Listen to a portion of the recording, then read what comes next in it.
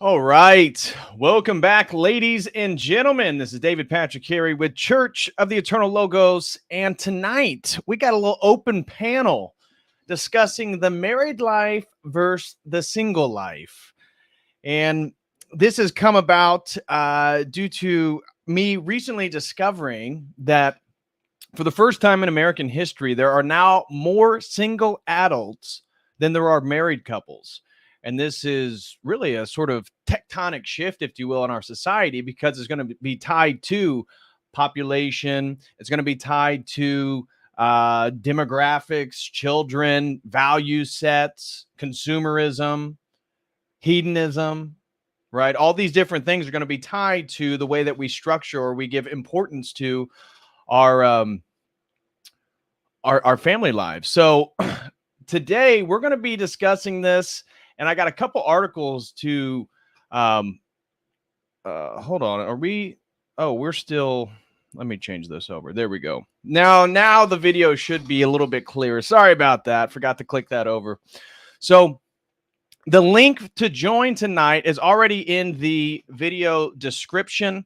Obviously, I'm recently engaged, and my wife, my soon-to-be wife, my fiance, is about to be here in less than 3 weeks, or about 3 weeks. And so at the middle of August 17th, she's going to be moving to the United States. So obviously my life is going to be changing quite a bit. We've talked many times before in regards to Orthodox Christianity and its advocacy for either the life of a householder, the married life, or a life of monasticism. And this has to get to the theology of, well, you can't just sort of live for your own will. You need to die to the world to some degree. And in the marriage ceremony, you do this towards your will dying in favor of your partner. So you live to serve the other person.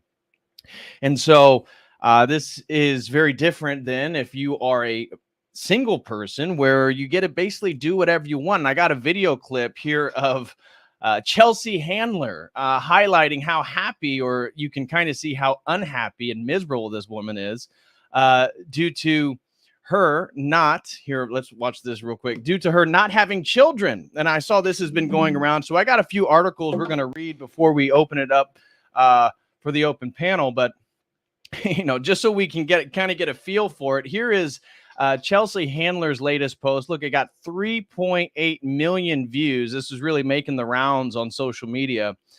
And this is her describing this Barbie as child-free. But this mindset, you know, we've been talking a little bit about the manosphere and stuff like that. And in so doing, many manosphere advocates have told young men to not get married. And I concede, obviously, there are a lot of factors that are pushing against men, like the court systems, like society. I don't disagree. And again, when I did my debate with Alex PWF, I believe what it is, he's a pickup artist. You know, I can see that the state of society certainly isn't totally in favor of marriage life, because there are a lot of obstacles and a lot of potential threats and detriments from the perspective of a man. But what's the point then of relationships? And it's really just a sort of sexual partner. And that's really how he looked at it. That's really how most of these secular people look at it. So again, we're going to be opening it up. Anybody can hop on here. I would really hope, like Mela Forta or Amptown 1, if you guys are able, somebody who's been married for a while, I would love for you guys to hop on, because I am obviously getting ready to get married, but I don't have that life experience of having to compromise with somebody, living with somebody 24/7. And I would say these are ways in which, again, Orthodoxy talks about marriage being salvational. That when we get married and we die to our own will so that we can serve another person, this is aiding in our salvation. Whether you're a monastic and you die to live for Christ, or you're a man and you find a young woman and you die to serve her and protect her and provide for her, life has a little bit more meaning. And so let's look here at a little Chelsea Handler and see what type of meaning she has. Again, being so proud of being a childless Barbie, as she says. So check this out. This is a recent video from Chelsea Handler. Oh, is she talking about me? You are setting an example for young women, and you're making them think that this is the way. And that's deeply irresponsible, by the way, and a little evil. Pardon me, I'm just cracking open my morning bottle of champagne. Morning bottle of champagne. I remember she did another video talking about being single, where she talked about how she woke up at like 11 a.m. She masturbated, ate an edible, went back to sleep, and then woke up. And this was supposed to be appealing for women, of course. Now, as we know, and I'm going to, again, let this clip play all the way through, women are the most depressed and unhappy they have ever been in I guess we haven't recorded their happiness in the entirety of history, but certainly within modern history, the most unhappy, and the psych medicines are out of the roof in regards to women. So here is the good life for the childless Barbie we see of Chelsea Handler. Because there's going to be a lot of young women that look up to you and they follow that path, and they're going to be awfully angry at you when they follow your advice, and they're sitting at 48 with their bottle of wine at 7 o'clock in the morning, lonely, while their friends are sitting around with their beautiful families, glowing with happiness, and not, red-faced and puffy from too much wine that morning. Listen up, Jedediah. I don't know if that's your real name or your sister wife's name, but I have some downtime between my back-to-back champagne brunches this morning. According to Paul Dolan, who is a professor of behavioral science at the London School of Economics, which is a pretty good school, women who are single with no children are happiest. Dolan says that recent data shows that long-established traditional symbols of success, like marriage and motherhood, do not necessarily correlate with happiness levels. And if you don't believe me, just ask this happily married mom of 4 how things are working out for her. I really thought those two were going to make it. I always heard that the couple who gives a town diarrhea together stays together. But apparently that's a no. Oh, and don't worry, Jedediah, this wine won't make me red or puffy. Since I don't have kids to pay for, I have extra money, and I bought a hyperbaric chamber. So it's great for the skin, my circulation, so I can just drink and do as many drugs as I want, and then I come back in here and flip it and reverse it. Peace be unto you. Wow, what isn't that exciting to look forward to, ladies? You can drink as much and have as many drugs and have as much sex as you want. And that's happiness. That's happiness. Now, of course, we know that's nonsense. And I got multiple articles here to look at this really unfortunate metric that, again, for the first time in American history, majority of Americans, adult Americans, are now single. And I started to think it makes a lot of sense then why all this manosphere, why all the relationship stuff is so hot right now. It's so hot because it really is very difficult to find a life partner. And if you don't have deep religious morals, deep religious conviction, some type of traditional structure to give frame to a marriage and a relationship, it's kind of a nightmare. Because everybody is just using other people for self-service. And so I recently watched an interview with Bill Maher. He had Jordan Peterson on. I was like cleaning the house, cleaning my car, and all this different stuff. And Bill Maher was talking about how he's so excited that that his singles people, because Bill Maher famously is like in his 60s or something, or late 50s at the earliest, but I believe he's at like 60 something, and he's never been married, never wants to be married, never wants to have children. And so he was laying out, Jordan Peterson was kind of going through his spiel, stuff that we were all familiar with, but he was laying out the importance of long-term romantic relationships and how this is important for the development of individuals in regards to, like we said, compromise, love, self-sacrifice, service, all these things. And now he's looking at it from a sort of secular psychological perspective. But Bill Maher's like, I don't know, Dr. Peterson, for the first time, we finally have more singles than we have married people. And I think people are going to be a lot more happier.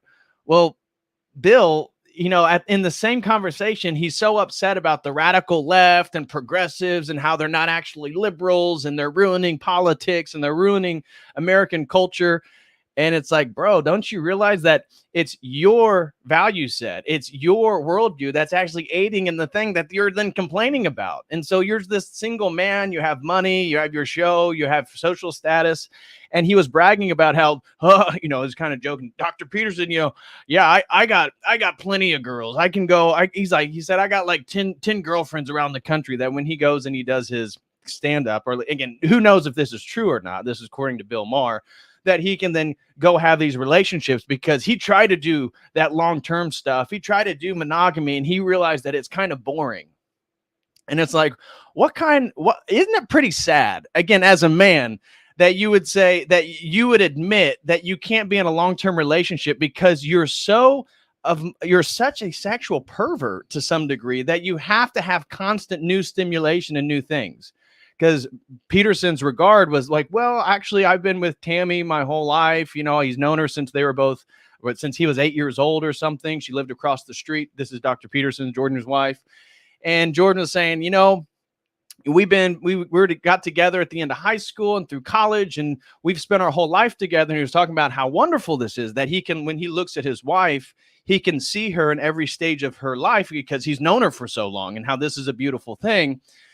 And then he was like, yeah. And Bill was like, well, isn't that boring sexually? I mean, do you guys still like, get it on? And he, again, paraphrasing here. And he's like, yeah, we keep it interesting. She wears various forms of lingerie or something is what they're getting into. But he was talking about, Jordan was then getting into the intimacy and how that is so interesting, and how that is something that he really cherishes in his relationship with his wife, Tammy. And Bill's like, I don't know. I like having multiple women. And it's like, what? This is the state of the world. This is the world that we're living in, guys. And so it's pretty sad that in America, again, for the first time in history, the majority of adults are now single. And when we say adults, we're talking about people that are basically 18 and older. And so divorce is high. Like we said, female psychotics are high, male suicide is high, loneliness is high. People are actually having less sex, which is really interesting, right? That despite there being more hedonism, despite promiscuity being more in favor and more in vogue, people are actually having less sex. People aren't really connecting at a deeper human level to the same degree. And we can point to social media. We can point to a change in societal values, narcissism, self-worship. And that's something that I wanted to point out with the single life. And so if anybody here is pro single life as opposed to marriage, feel free to hop on. We can have a debate. We can hash it out. No problem about that. And if you are married and you've been married, you want to advocate for marriage, hop on. That's exactly what we want. So in regards to secular people, I can understand the rationale for why they want to be single. Again, we've talked about the court system. We can look at the difficulties of being a financial provider. One of the Pew articles was highlighting that 76% of couples believe that a man being able to provide aided in like a healthier relationship. Well, we live in a society where you can't hardly live off a single income, or at least you probably could, but both people would have to compromise and sacrifice on having the latest car or the newest clothes or whatever it may be, living a more materialistic life. And obviously, from Christian perspective, we can see the spiritual ramifications of this. I mean, when people are having Christianity is explicitly a communal relationship or a communal religion. We have a community, which takes communion to have communion with God, and communication, the word of God, the logos. This is all important. Our relationships with each other are important. We talked about with the uncreated energies of God, you can't love something or that can't love you back. So you can't just love a tree. You can't love social justice. You can't love global climate change and protecting the planet. This is ridiculous. These are abstractions. But we look at our society, look at the scares that they're now putting forth in regards to the climate. Oh, it's the hottest time it's ever been in the world. No, it's not. Oh, Greece is on fire because the climate. No, Greece is on fire because a bunch of Turkish Muslims set roads on fire. That has nothing to do with the climate. Well, yeah, maybe you're right. We shouldn't bring that one up. But we're looking at the state of society in consumerism, hedonism, narcissism. These things are on the rise. And doesn't it make sense then, if these things are on the rise? Consumerism is for the satisfaction of my own consumeristic goals and needs. Hedonism is for the same thing. It's another form of consumerism, except hedonism now is just the consumption of pleasure. And pleasure in the world is just me to consume to fulfill my own needs. So I wanted to show you guys, like here is the United States Congress Joint Economic Committee. U.S. marriage rates hit new record low. Now, this is during the pandemic. This is 2020. Unfortunately, it's only gotten worse. You can see a dramatic decline in marriage rates moving into the current, it's even lower than this. So this is up to 2018. And from what I have other articles that show that in 2021, I think is the latest recording we have, it's even lower. So it's at a new all-time low. People aren't getting married. People don't see the benefit of marriage, and women are more and more wanting to not have children. And this is really hard. This goes against female nature. Women typically love children. It's a function that they have that we don't. That nurturing capability to adorn and care for. That is something that men don't have. We show love in a different way than a woman does.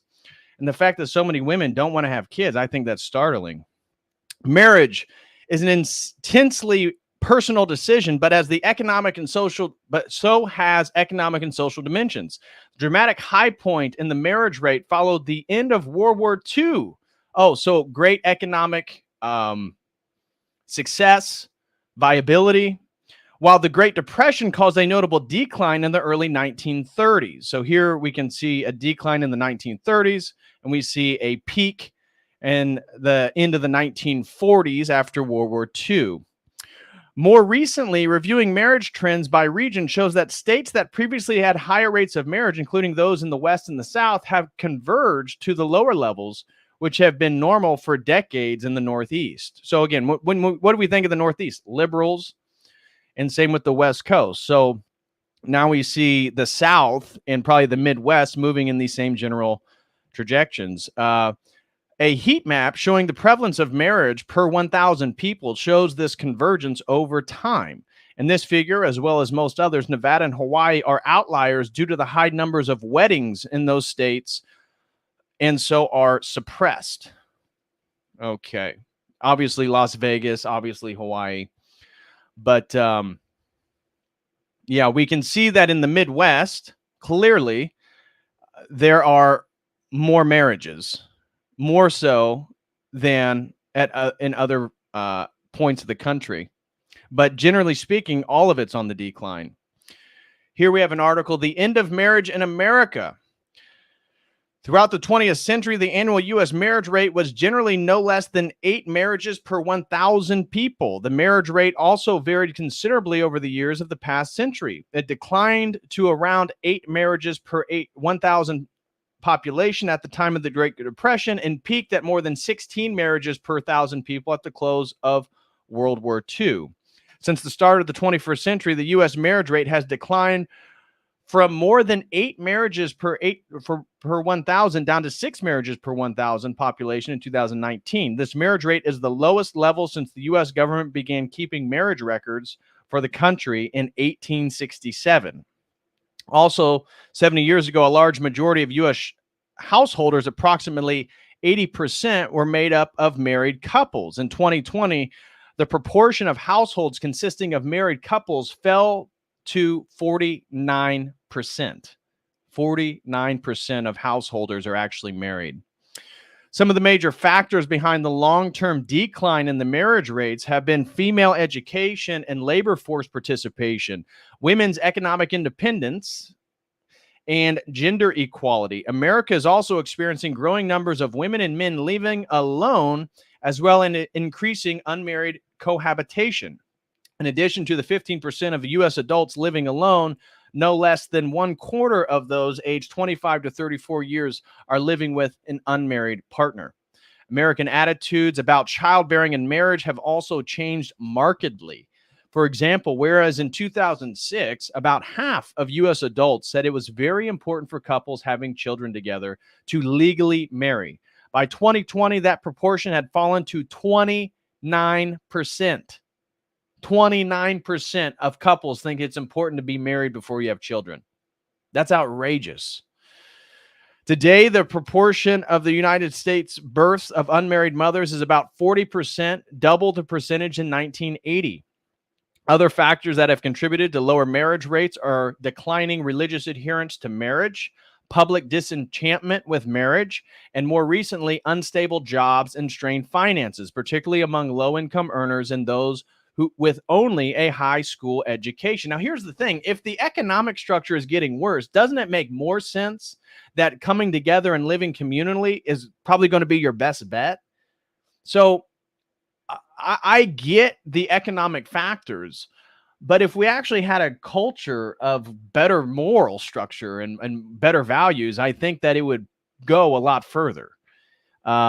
Because you obviously pooling your finances together and living in a sort of communal structure. This is one of the ways immigrants, when they come to the United States, can be successful. Anybody who knows East Asian families, Hispanic families, they typically come to the U.S. The parents live there, the kids live there, the kids get married, they may still live there, their kids may live there, and they pool all their finances together. I knew some Indian guys, again, where I'm at, we have a large number of Sikhs. Sikhs are people from the Punjab, northern India. They speak Punjabi. They believe in the religion called Sikhism, Guru Nanak. And they typically live together, but they do really well. A lot of them do truck driving. They'll start their own business or whatnot, but they'll live together and they'll pool their funds together. And so eventually they'll buy nicer and nicer things. They'll save up money and they'll buy another house. They'll split, then they'll be able to split the house and they'll pool their money together. They'll be able to buy another house. And so why is it that Americans don't think this way? Obviously, the immigrants who come to this country, they're facing the same economic forces that we're facing, and yet we're responding to it by becoming more lonely, by becoming more isolated and atomized, where the immigrants are coming together more and more. So I think that's a real question we need to ask ourselves. And it's certainly concerning. Delaying marriage has played a role in lower marriage rates. The median ages at first marriage are now 30 years for men and 28 years for women, about 8 years higher than the ages of the 1950s. Also, the share of U.S. adults aged 18 to 34 years who were married fell from approximately 60% in 1978 to about 30% in 2018. In addition to delaying marriage, record proportions of young U.S. adults are expected to never marry. For example, the proportion never married among Americans aged 25 to 50 years quadrupled from 9% in 1970 to a high of 35% in 2018. Now, obviously, Christianity, if these people were religious to some degree, Christianity is going to force them or advocate them. I wouldn't say force, but certainly advocate for these people to get married. But as we've seen, religion is on the decline. Societal coherence is on the decline. And so as is childbearing and marriages. In Florida, for example, marriage numbers from March to September were 33% lower than expected based on trends of previous years. The tentative shortfall of U.S. marriages for 2020 is estimated at approximately 340,000. Now, those of you who saw Kevin Samuels, when the women would call in and he would go back and forth with those women, you know, they would only make like $40,000 a year. And one of his points would be is like, girl, you don't have a retirement. What are you going to do once you're 60, 65? You're going to work the rest of your life because you don't have enough money. You don't make enough money. And what women are doing is they're actually getting apartments and houses and living with other single women. And it's like, if that's the case, why don't you just live with a man? Why don't you just find a man that you trust that has the same values that you guys can then live together, have children, get married, and be in some type of actual commitment to each other? So it makes, again, it makes no sense. Why is it? Now we can understand it because of feminism, this idea that women have totally overvalued themselves in regards to the sexual marketplace. So you have the average woman expecting to get the top 10% man. And therefore, she then belittles and looks down upon a man who historically would have been her partner.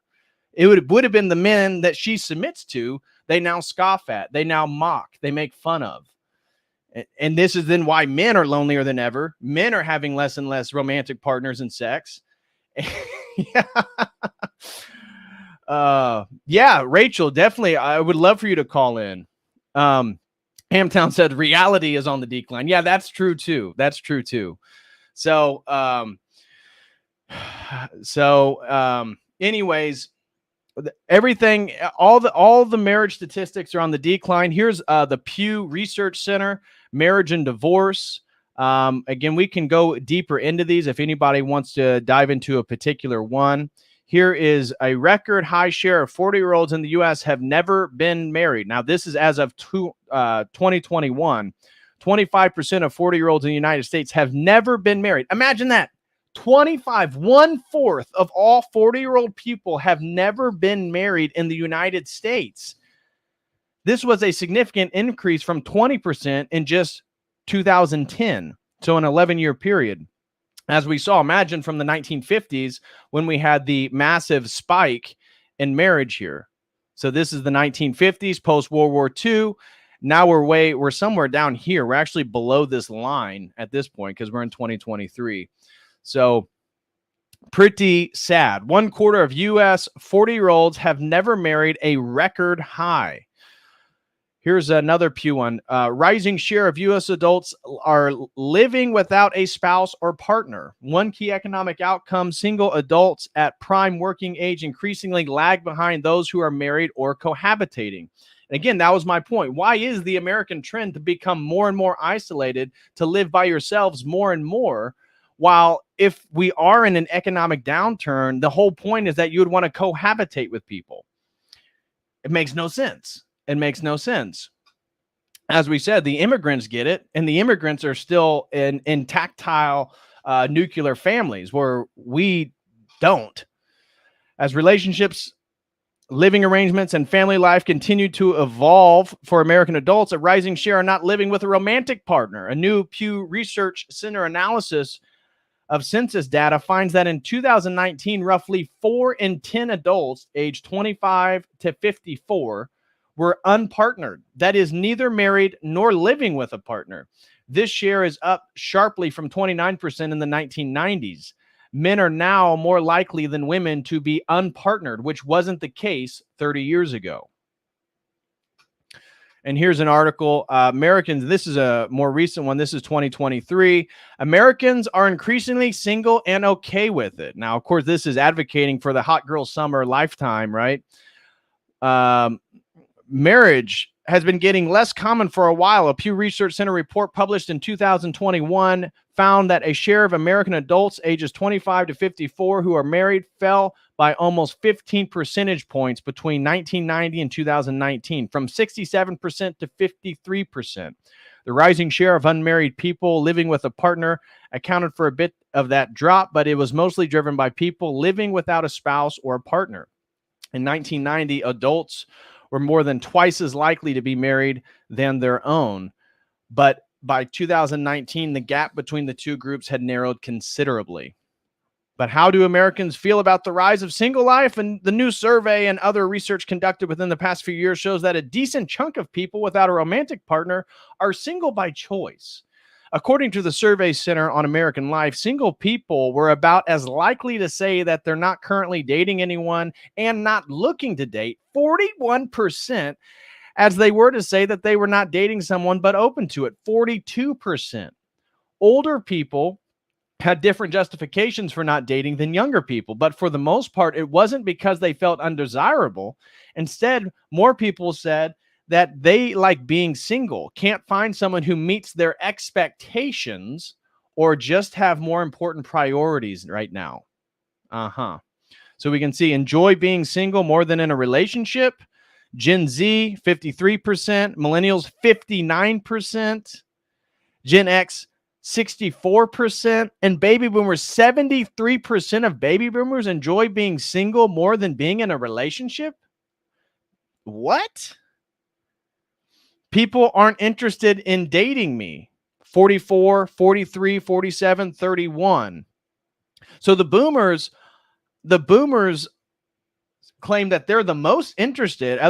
Most people are interested in them, but they're the least likely to want to be in a relationship. Cannot find someone who meets my expectations. 56% of Gen Z, 53% of millennials, 65% of Gen X, 62% of baby boomers. I find it difficult to meet people. 64% of Gen Z, 67% of millennials, 61% Gen X, 59% baby boomers. Have more important priorities right now than having a life partner. 73% of Gen Z, now they're younger, you can understand that. Millennial, 61%, 65% of Gen X, and 54% of baby boomers. This is crazy. This is absolutely crazy. So, guys, we are opening it up. This is an open panel.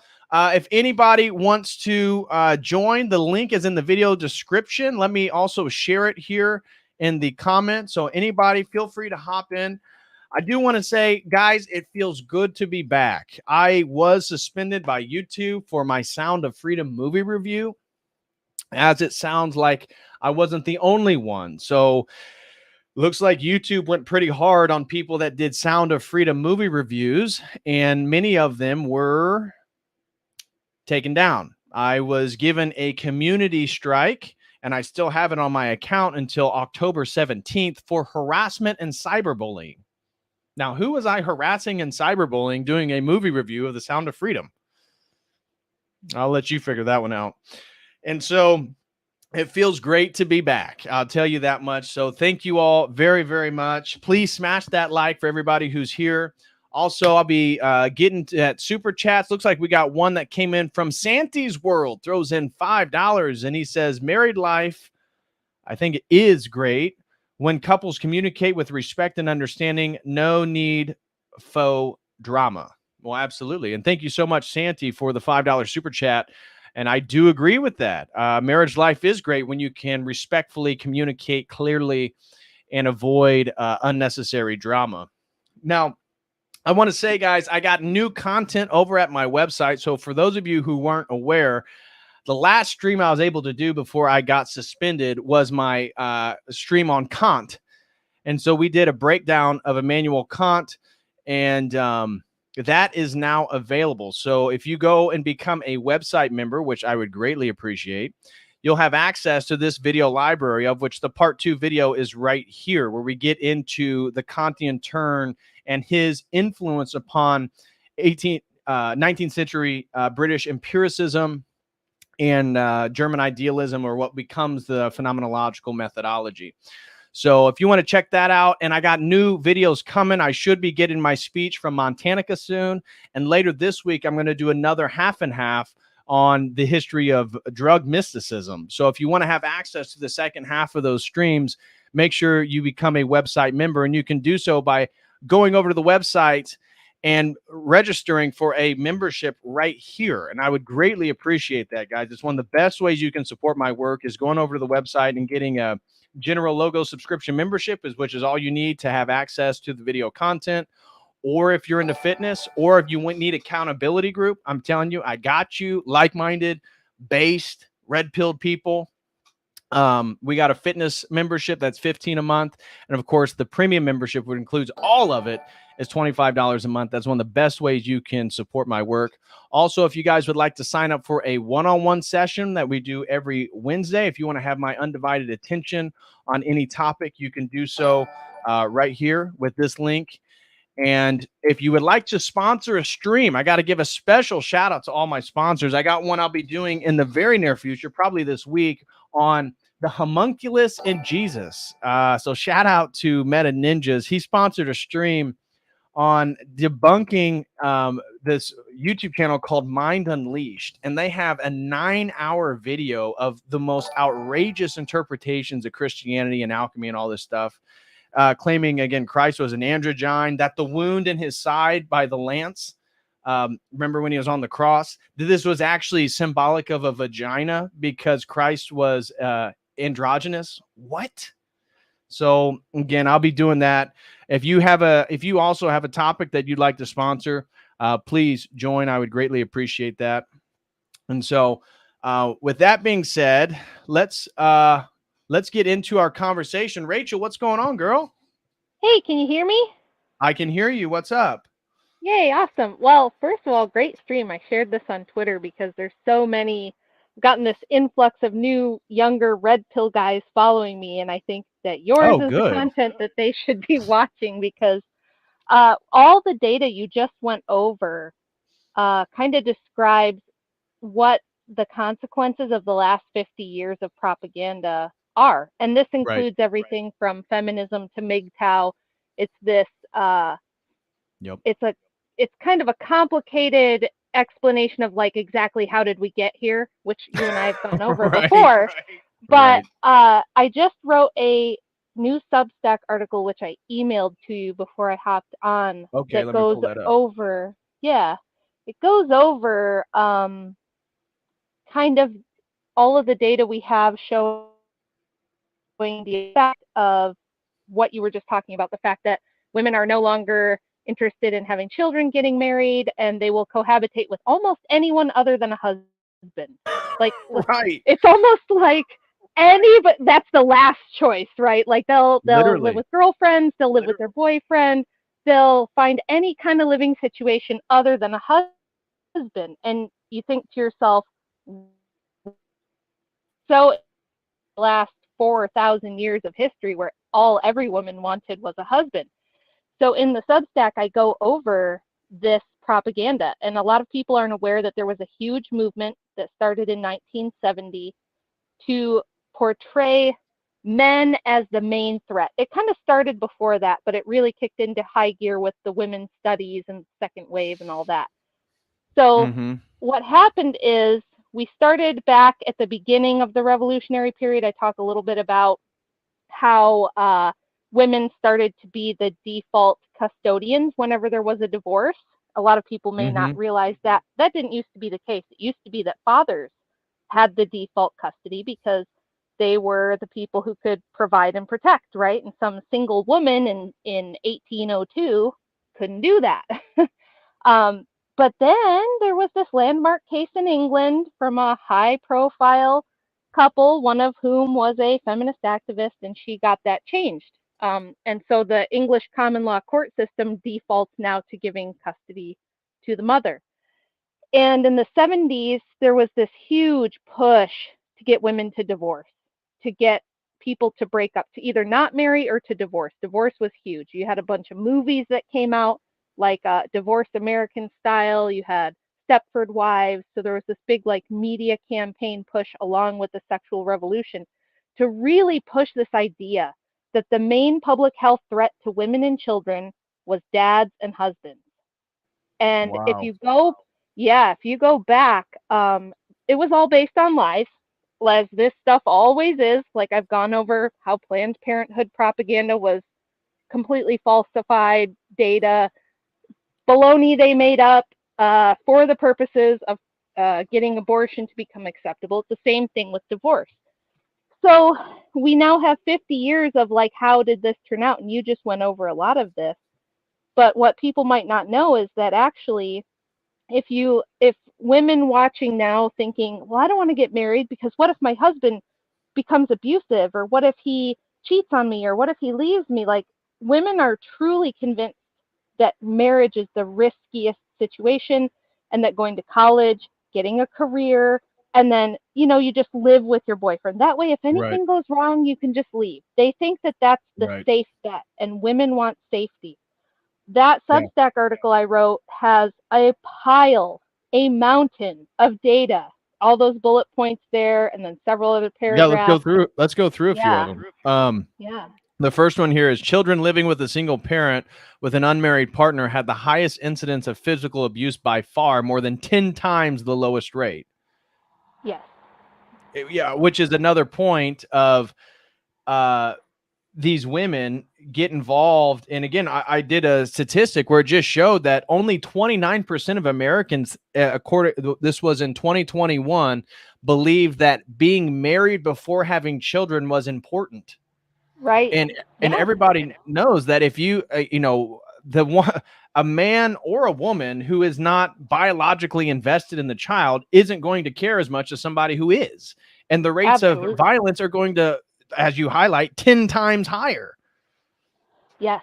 So this data, people might not know, but the U.S. government has started keeping track of this in the 70s. And about every 15 years or so, they've done this huge national survey where they go, they pick random counties in different areas of different states, and they analyze all of the data of like child abuse, maltreatment, anything reported, whether it's through like CPS or foster care system, emergency rooms, court system. They take all this data and they compile it, and then they release a report. They've done 4 of these now, and these are called the NIS, and the latest one is the NIS4. And so it's pretty reliable metadata that comes from all across the country, and we can see continuity over time of these statistics proving that the less people are getting married, the less often children are raised by both biological parents. The incidence of abuse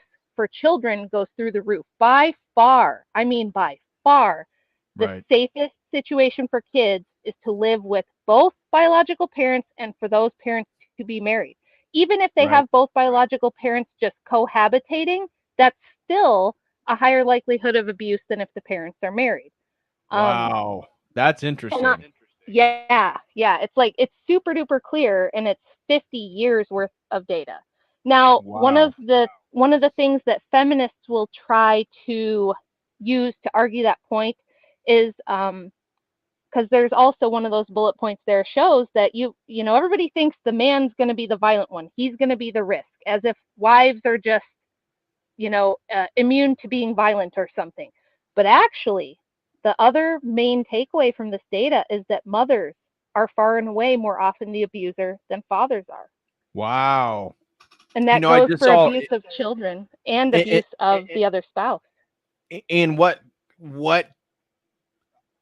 is abuse, I think, certainly other people would question, but one that I would characterize as abuse. I just saw a thing today that a woman in her late 40s, she was like 48, 49, was celebrating the fact that her mother, which she was like in her late 60s, the middle mother, and then her daughter were all on OnlyFans, and they were all unmarried. Of course. Yeah. So, I mean, when we look at this, when we look at this data and we're talking about abuse of children and then also spousal abuse, other forms of domestic abuse between the parents, we find that women are more often the perpetrators than men are. And feminists will come along and they'll try to say, well, that's because the mothers spend the most time. Mothers are the primary caretakers. Ooh, I hate to tell you this, feminists, but there is data absolutely proving that that's wrong. I see why you would make that assumption, but it can't be the case because fathers have gotten much more custody, sole custody, over the last 30, 40 years than they had. It's gone up like 300% or something, I want to say. That's in there too. So far more single dads, far more dads having sole custody. So if dads were the people we need to worry about, if dads are inherently dangerous, being married to a man is inherently risky and dangerous because you're going to get abused, we would have seen those abuse rates go up as more fathers got sole custody. That's not what we see at all. We see it completely consistent. It doesn't seem to, if anything, maybe in some of those cases it actually goes down. And the reasons I propose, at least in the piece, are that women are far more prone to mental illness. They have much more financial instability. They're much more likely to live below the poverty level as single mothers. And then, of course, we can see that predatory men, so you get rid of dad, right? You get dad out of the house. He's boring. I don't like him anymore. Whatever the reason is, we kick dad out. Now there's a woman and children who are vulnerable. The men who come into those situations are more often going to be predatory. Now, this doesn't mean that all stepdads are dangerous or stepdads are bad. That's not what I'm saying. I cover that in Article 2, but it does mean that those women are far more attractive to would-be predators, right? If you are somebody who's got an affinity for children, finding a vulnerable single mom who has kids is a great opportunity for those people. So basically, the long and short, I wanted to make it as comprehensive as possible so that people could see that there is absolutely no statistical evidence showing that women avoiding marriage makes them safer, provides any stability, and it's most certainly worse for children. I mean, if you want to know why everything's so screwed up, children are growing up in horrible situations, period. I mean, like, that's it. And those children grow up to be adults who are dysfunctional and don't know how to live. They're damaged, they're traumatized, they're dysfunctional. And this produces the society that we're dealing with right now, where everyone's looking around them going, what's going on? Why is everything so screwed up? Why can't people even find a boyfriend or a girlfriend? Well, this is why. 50 years of children growing up in horrible situations, more likely to be abused, more likely to have mental illness problems. And so here we are. And of course, you can see, like you were saying about the living situation, you can see that this is really good for people who would want to reorganize the economic system, the structure of things. So don't know what your thoughts are on some of that. Well, I wanted to read, I found the block quote section where you were talking about the abuse maltreated by females. You said 68% of the maltreated children were maltreated by a female, whereas 48% were maltreated by a male. Some children were maltreated by both. Of children maltreated by biological parents, mothers maltreated the majority, 75%, whereas fathers maltreated a sizable minority of 43%. In contrast, male perpetrators were more common for children maltreated by non-biological parents or parents or partners, 64%, by other persons, 75%. And I think, again, children are obviously women typically, I would say one that isn't been programmed by feminism or has, psychological illness of some sort, want children. But men are progeny. It should be most traditional men want children, want sons, want their name to go on, want their family to continue. And so the feminism, as you rant and highlight all the time about to people to try to break their conditioning, it has totally altered the female psyche. I mean, the modern 2023 woman psychologically is not the same as the 1950s, you know, the late 1940s woman. When we go back here at this spike in marriage rates in the United States, right here post World War II, they're not the same person. No, no, they're not. And the thing that my Substack article proves is that this myth that men are the danger, men are the ones who pose the risk, that we need no fault divorce because to protect women and children from would-be dangerous husbands and fathers, you actually remove the protective element by doing that. Like, it's the actual inverse of what we've heard the propaganda say for the last 40 or 50 years. And it's because of what you were just saying. Men have a vested interest in their progeny. So men don't dump 20 years of resources into a child because they want to beat it up, right? Men don't invest and provide and invest all of their resources into a woman and a child just so that they can beat them and you know, do other bad things to them. That's nonsensical. It's not the way that it actually works. But because of high levels, so like basically in the 1970s, they took this tiny couple of data points and cherry picked it and then twisted it around to make it seem like, you might hear this repeated sometimes, and it's been debunked a lot, but you still hear it repeated, that like 30-something% of women who go to the ER are there because, you know, their husband or boyfriend beat them up. Not true at all. It was actually something like less than 0.5%. But in the 70s, they took that statistic and just blasted everybody with it and told whole generations of women, don't get married because it's dangerous. It's dangerous and scary. And so I hear this all the time. Oh, yeah. And so the boomer parents, especially the boomer and the Gen X parents, raised their daughters to believe that if you want to have a safe and stable life, you have to go to college and get a degree, even if you have to go into debt to do that. Go to college, get a degree, get a career first so that you're independent. You don't have to be with it, right? You'll hear boomer women say this all the time. I want to be with someone because I love them, not because I need them, right?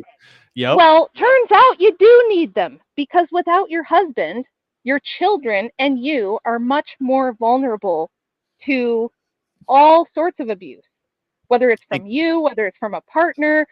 It's just, you actually have taken the protective element and removed it completely. And so now we do have whole generations of women that do not trust men, don't trust marriage or believe in it because they've never seen a healthy marriage. The only man that might have been in their life was mom's transient boyfriends who were coming and going every 6 months or every year. I mean, honestly, I know a lot of people in this situation. My daughter's friends are growing up like this, where it's like, oh yeah, I've got 4 brothers and sisters and we all have different dads, and my mom's never been married to any of them and she has a different boyfriend now, right? So I mean, this is becoming very, very common, and I really wanted to debunk this myth that getting married and having a husband is the risky thing, right? And that doing things this way, just cohabitating or having boyfriends or living with your girl pals or whatever, like that's the safe bet. It's just not borne out by the data at all. Right. And as you point out, who's there to protect you from the craziness of the world? So these women who dive deeper and deeper into this perception that men are the dangerous ones probably are, in fact, seeing or potentially witnessing violent people in society. I mean, just look at the crime rates, look at the homelessness rates, look at the drug rates in the United States. I mean, it's exacerbated, especially just from 2020, let alone since the 21st century. And if society is becoming more chaotic, who there in your own proximity, in your local proximity, is going to create order and provide that order? As you and Andrew highlight, it's men that ultimately have the, we own violence. We dominate, physical violence. So, and that can be good and bad. Women get, as you guys highlight, their value, your rights come from men because we monopolize violence. And we ultimately have say because of that. And so if the world's going to become more and more violent, who's going to fight against it? Not some single mother, not some 20, 30-year-old single woman, not even a house full of women. It's only going to be other men. Right. So if anything bad happens in those situations for the women who say to themselves, I'm not going to get married because I'll get trapped, right? I'll get trapped with some man. He'll become an alcoholic or a beater. It's always the cheating and beating, right? Men are all cheaters and beaters. So I'm not going to get caught in that trap.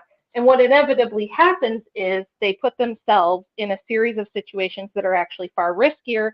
And then they have to call upon the police department, social services, the courts, other men, right? You have to call the policeman to protect you from your loser boyfriend, who is like your fifth loser boyfriend in a row, who you're just living with. Right. So it reminds me of all these Go ahead. I'm sorry. No, you go ahead. I was going to say, it reminds me of all these videos I've seen of the Muslim migrants in Europe just beat the crap out of some female police officer that tries to stop them because, like, what are you going to do? Like, I saw like multiple videos out of the UK where these migrants, whether it be from Pakistan or Africa, wherever, the police officers like trying to grab their hand to stop them because they did some violation. They're like, they just punch her in the face and just like walk away. Like, what are you going to do? Right. And it's kind of like a self-defeating cycle where if all of the kids, the boys and the girls growing up, they don't have healthy marriage, healthy, respectful, married parents as models. They grow up with single mom boyfriends, or like dad and dad's girlfriend. So then when they grow up, they have already seen dysfunctional behavior modeled for them most likely. So they're probably going to repeat it.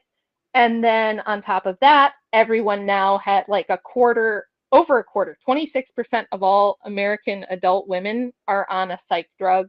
You have sky high rates of depression, anxiety, porn addiction, dysfunction of all kinds going on. So it's like now when people do try to get together, it probably is actually more dangerous than ever. There's no moral standard. We have this secular morality now. Marriage in the United States is purely a legal thing. That's why you hear people say, and I fell for this, okay? I fell for this when I was 19 years old. I don't need to get married. I don't need a piece of paper to tell me what my relationship is. Well, it turns out that you do need it to be a sacrament, and you need it to be socially binding, and you need it to have purpose, because if it doesn't, right. Well, why not just break up all the time and move in with someone else and all these and it causes this structural weakness in the system. It's like everything's chaos now, nothing's dependable, there isn't any permanence to anything. So it weakened the whole structure of society completely. Right. By tearing apart the family unit this way, everybody's more vulnerable, everybody's more miserable, everybody is actually suffering more. So the very thing that feminism and no-fault divorce and these kind of things were always sold to everyone as protective. This is going to protect against the alcoholic husband or the cheating and beating husband. It didn't do that at all. It did the opposite. It made those problems worse, and it made the most vulnerable people more vulnerable. Yet what you hear when you point out these problems is we should just double down more, right? You have radical feminist separatists who say, oh, we should just completely separate from men altogether, and we should just cut them out of society, or we should just stop having children because the world is so bad that how can you bring a child into this horrible situation? So, or climate change. Yeah, that too. I mean, now the antinatalism stuff and the climate change is completely and totally tied in together. I was actually trying to explain that to my 14-year-old today, because she was kind of asking about it. Like, she's like, what's this thing with people thinking babies are like gross and ruin your life? Because that's what all her friends think. And she, I didn't raise her that way, so she loves babies and children and baby animals. Yeah, she's very maternal. And so, but most of her friends are like, ew, I'm not going to have kids. Kids are gross and they're full of germs and they cry and then they're expensive and they ruin your body. And like, why would I want that? And it's just going to ruin the climate, right? And she came to me and was like, what is this weird thing of people hate babies? I can't understand it. So I had to kind of explain where these ideas come from. But the propaganda has been very effective, unfortunately. And that's why we have to work as hard as we can to undo it and show. I mean, the good thing is we can show and prove now 50, 100 years later what this has gotten us, and that it's all a scam. It's all lies. It was never true. And it was pushed on us by people who want the atomization. They want people to be vulnerable. They want the government to replace fathers. Right? Yeah. How's it going, guys? Can you hear me? Yeah, we can hear you. And the attack Yeah. on the nuclear family is ultimately an attack on the patriarchy itself, because again, the family is what gives the role and function for a man, whether he has a job or not. It gives him the purpose to go out and seek a craft, seek a skill, seek a way in which to provide to society that you can then provide for your family. And without family, without a woman that is going to be loyal and honest with him, and then without children, like somebody mentioned in the chat, in Phoenix, they live in Phoenix, Arizona. They said the homelessness is out of control, and it's a lot of young men. And I saw, I've seen in my own eyes people that are homeless. They're like in their mid-20s, and they have like they have their laptop, and they're just out on the street. They're probably doing drugs and stuff like that. I saw one guy playing Modern Warfare. He had a whole setup, and it's like, what is going on? These people are literally checking out of society. That's another very, very important piece to this puzzle. If people are trying to figure out, like, why would they push this propaganda? Why would they want this? Well, we know because the Marxist feminists in Russia wrote about this at length, in Germany and Russia, I should say, kind of the whole Eastern Bloc. Their whole purpose for, they actually had no-fault divorce in Russia long before we did. They started that in 1918 there. And the reasoning, as they wrote, was because it was a bourgeoisie institution, marriage, because all of the money and the property is, and wealth, cross-generational wealth, all is passed down through the father. So we have to get rid of the father. And if we get rid of the father, then men no longer have any vested interest in owning land, building companies, doing anything really at all. And their whole idea was the state will become daddy, everybody will serve the state, and then eventually when we have a stateless society, we'll have some kind of utopia where we all just serve each other.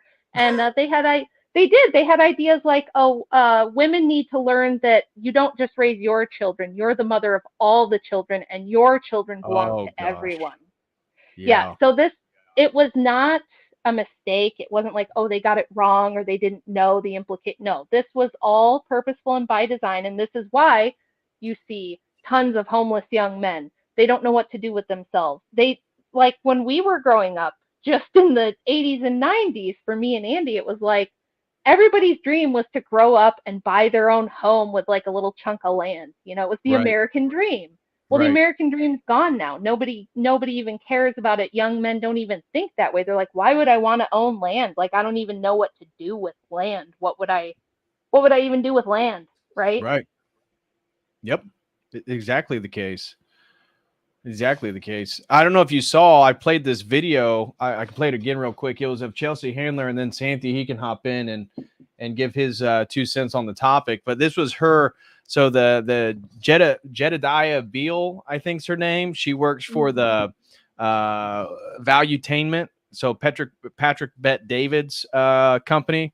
And she's been hopping into the whole manospheres thing. And you probably remember Chelsea Handler put out a video. It was maybe a year ago or months ago, but it was about how happy she was as a woman without kids, and it showed her again like waking up and masturbating with some toy, and then like taking an edible, and then going to a late brunch, and flew to Paris and all this different stuff. Yeah, Well, I've seen that. Yeah, she just put out another one. I'm gonna play it real quick, and then I'm gonna bring Steven in, and everybody can kind of provide their own opinions on it. But here's this. Oh, is she talking about me? You are setting an example for young women, and you're making them think that this is the way. And that's deeply irresponsible, by the way, and a little evil. Pardon me, I'm just cracking open my morning bottle of champagne. because there's going to be a lot of young women that look up to you and they follow that path, and they're going to be awfully angry at you when they follow your advice, and they're sitting at 48 with their bottle of wine at 7 o'clock in the morning, lonely, while their friends are sitting around with their beautiful families, glowing with happiness and not, red-faced and puffy from too much wine that morning. Listen up, Jedediah. I don't know if that's your real name or your sister wife name, but I have some downtime between my back-to-back champagne brunches this morning. According to Paul Dolan, who is a professor of behavioral science at the London School of Economics, which is a pretty good school, women who are single with no children are happiest. Dolan says that recent data shows that long-established traditional symbols of success, like marriage and motherhood, do not necessarily correlate with happiness levels. And if you don't believe me, just ask this happily married mom of 4 how things are working out for her. I really thought those two were going to make it. I always heard that the couple who gives a town diarrhea together stays together. But apparently that's a no. Oh, and don't worry, Jedediah, this wine won't make me red or puffy. Since I don't have kids to pay for, I have extra money and I bought a hyperbaric chamber. So it's great for the skin, my circulation. So I can just drink and do as many drugs as I want, and then I come back in here and flip it and reverse it. Peace be unto you. Yeah. Very cool. Wow, she's so cool. Aren't you guys all jealous of how cool she is? Yeah. Wow, I wish I was cool like Chelsea Handler. She's so awesome. Yeah, welcome Stephen and Santi's world. So, you guys, what are your guys' thoughts about some of this stuff? I agree. I agree with most of what Rachel was saying, but I don't blame the women nowadays. They're scared of all the stuff that goes on. So I don't blame if, a lot of women have fear in them. But a lot of people go into marriage thinking, a lot of people go into marriage thinking it's going to be happy. Everything is going to be like, the Disney movies. It's all beautiful and dandy, right? But the reality is marriage is hard work. So you got to work to keep it happy, right? To keep the happy life that people want. So that's that was my 2 cents on that, because I've been married 15 years and it's not all been smiles and happiness. It's been a lot of work. A lot of hard work, a lot of getting to know, you're the person you're with. And most of all, I think if you're a person that's willing to follow God 100%, I think you should stay single, right? But other than that, I think everybody should recommends. Is that what the Bible recommends? Yeah, definitely. No, it doesn't. Nowhere in Scripture does it tell people to stay single. What are you talking about? Well, there's a letter in Paul that says, if that's for monasticism, that's for celibacy. Well, yes. I mean, what I'm saying is, if you're dedicating yourself to God 100% like that, it's the only reason why you should stay single. Right? As he also says in that same passage, that's for very few people. Right. Exactly.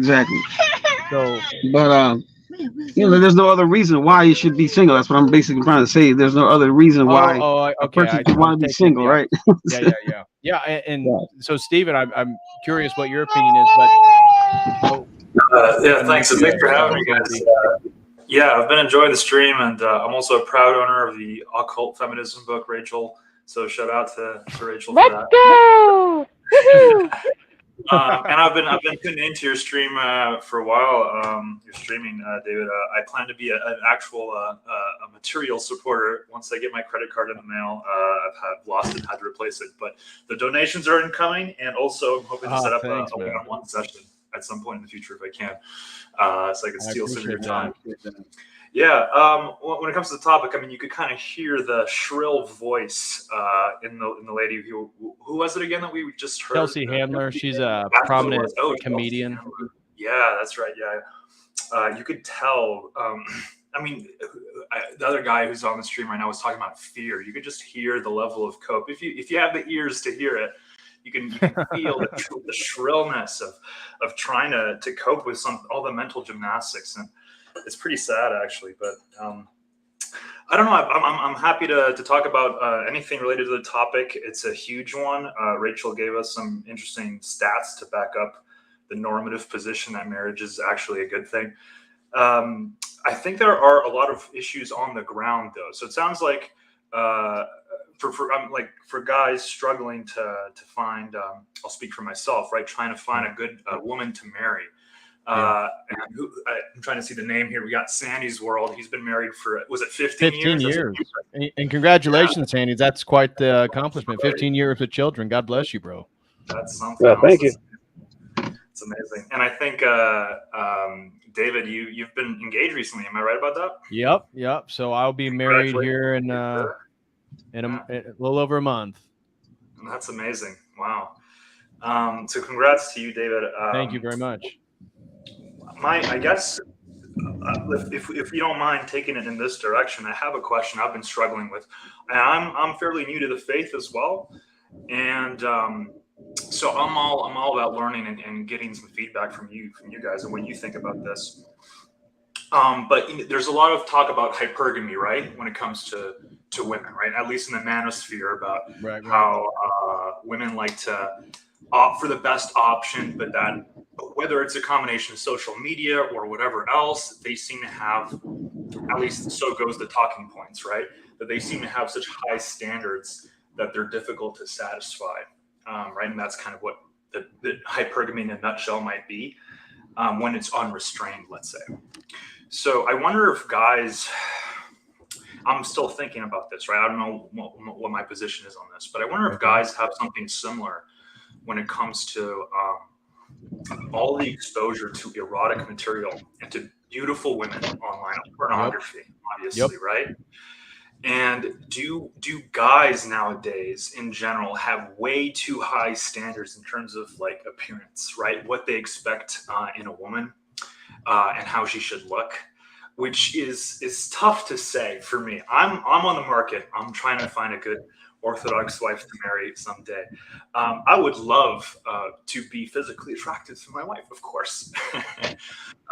So I wonder, though, how much of it and what my standards are for, right? Like, and what settling is, right? And how all of this fits. There's so many factors at play, right? And then I have to look into my own heart and wonder how much of this is lust and how much of this is sin. So I'm just wrestling with a question. I don't know what you guys think. It's sort of an open question, but like, if there's a lot of talking about hypergamy on women's side, a lot of criticism that's leveled against women, what about on the same side for us, and how much visual imagery we've been exposed to where we have these high standards for how women should look? I don't know how. Right. No, I think this is a really, really good point, and I'm curious what Rachel will think. My general reaction is I totally agree. I think the over sexual stimulation that pornography has offered men, one,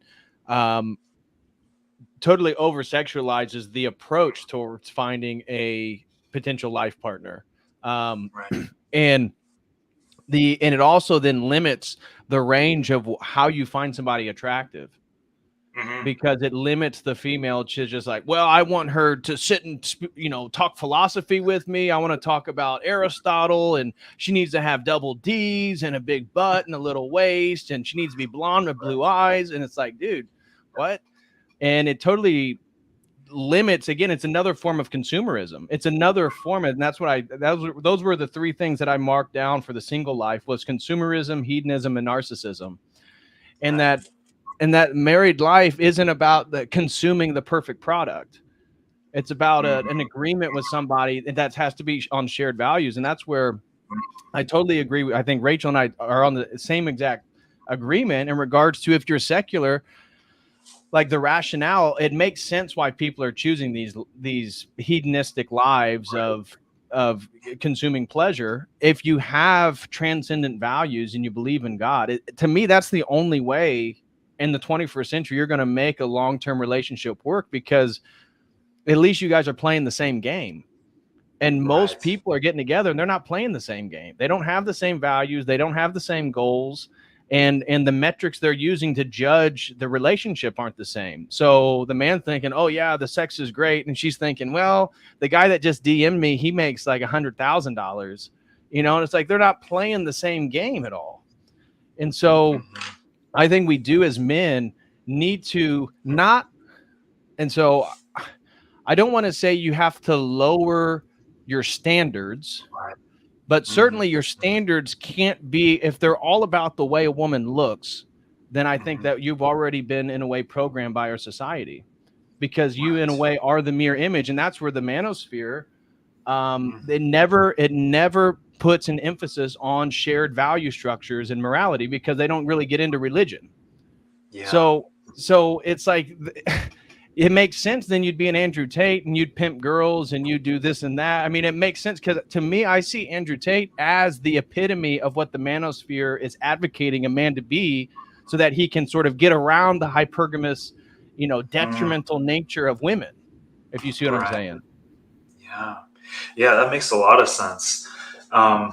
It's sort of a lie by omission, really, where they don't talk about the religious framework at all. It's like, how is it that Rollo Tomasi puts it? He just says, we're just giving you the tools. We're giving you the toolkit for you to figure out what you do. Praxeology, not an ideology. No, it's not a praxeology.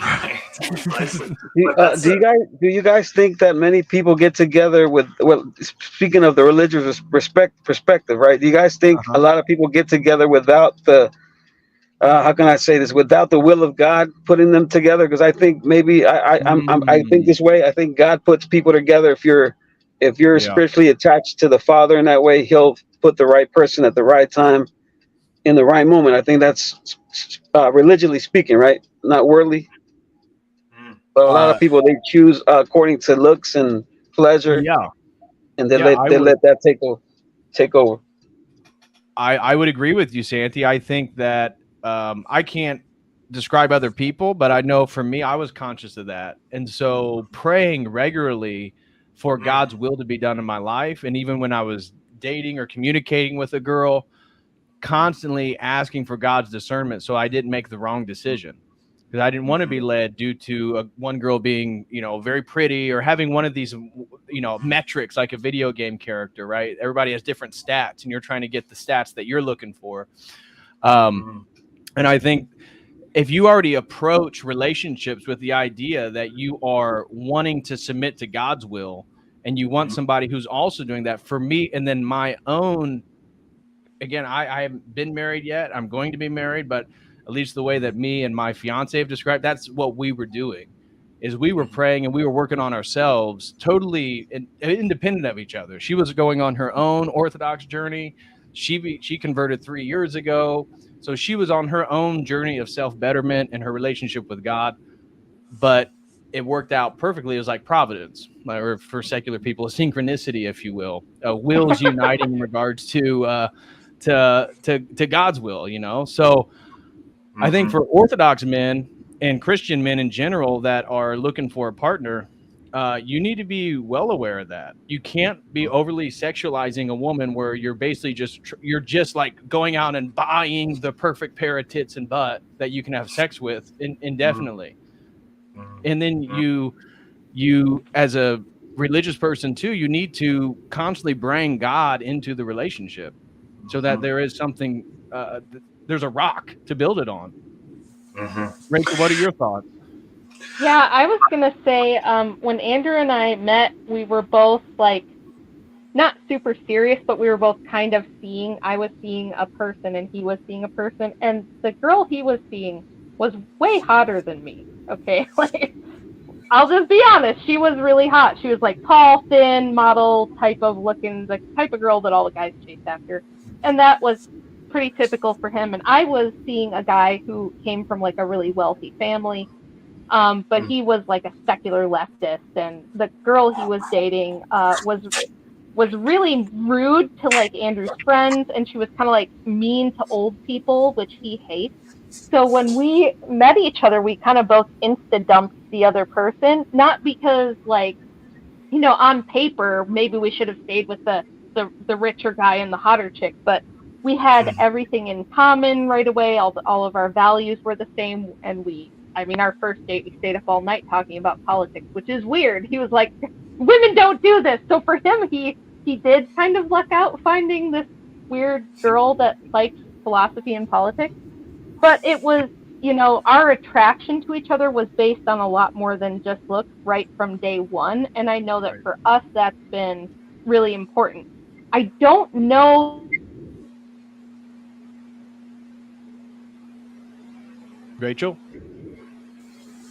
I think her internet cut out.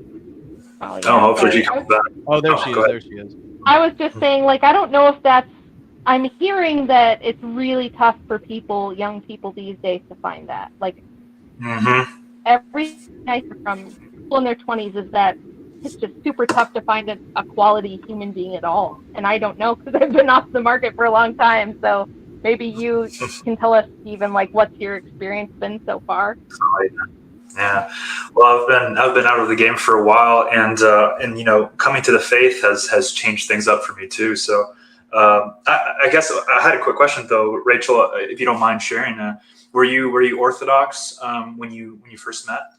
No, actually, we were both like normie Protestant Christians, like the kind that go to church on Christmas and Easter, and then maybe a few more times during the year. And like our parents are Christian, but you know, just like I would say culturally, normatively Protestant. But we both really did believe in God, and we both believed that Christianity was like should be a guiding principle at least. And then we both converted later. Right. And in the 80s, and even so in the 90s, I think you could take for granted a shared value structure where I don't think you can into the 21st century. And I think that's where I think if you're a man, you know, if you're Orthodox, you're going to have to meet her in some Christian context. Now, she doesn't have to be Orthodox because we're less than 1% of the population. We're a very small minority. But you're going to have to do something where you can be explicit with both parties' expectation. Because if she's also a virtuous, pure woman, she may say, well, I want somebody who I'm attracted to who is doing something in his life. It doesn't have to be the 666, you know, 6-pack, 6 foot, 6 figures, but certainly she's allowed to also have some expectations. And therefore you can talk explicitly about, okay, this is what I'm looking for, my future. This is what I want. And then the other person is too. But I don't think in the 21st century you can take anything for granted in regards to values, goals, life expectations. And I think the more straightforward you can be, the better, because the people who aren't turned off by you being so straightforward about your values and what you want are going to be more on board with it. Right. That was going to be my follow-up question, is tips for meeting people and Orthodox dating. I don't know if that's come up in your streams before, but I feel like there would be a high demand for that sort of stuff. Well, Rachel, she just did something with the Gordons. Rachel, do you want to speak to that? Yeah. So Tim and Stephanie Gordon have started a dating service for Catholics. Now, it is pretty exclusively Roman Catholic unless you're willing to convert. But I know there's been a call for something like that for Orthodox Christians or maybe for other Christians. And I think there's a need, so I think the market will respond at some point to that. But I would say, I think it's a little different for you men looking for a woman. I think the most important things, even if you meet her and she's Protestant, or you meet her and she has certain ideas about things, the main quality I would say you're looking for is like a woman who's coachable. If you meet a woman who will take guidance from you and can take like a little constructive criticism, that's a keeper. Because I think that's the hardest thing. That's the worst thing for men that they run up against, is women who just will not, I hate to use the scary word submit, right? But women who just think that any form of acquiescing to their man, any form of following his lead, any type of submission equals weakness and equals abuse. Like, he's trying to control me because he told me that, you know, I shouldn't be rude to his friends when they come over or something like that. So I think if you can find a woman who is kind of coachable, like she's open to male leadership and she's responsive to your leadership, that's a main thing from my perspective to look for. Do you think a guy can tell a woman is like that by the way she interacts with her father? Like, if a woman submits to the father, like in an obedient way, you think that will pass on to the husband? Oh yeah, I think that's a big part of it. The relationship with the father is definitely a big one.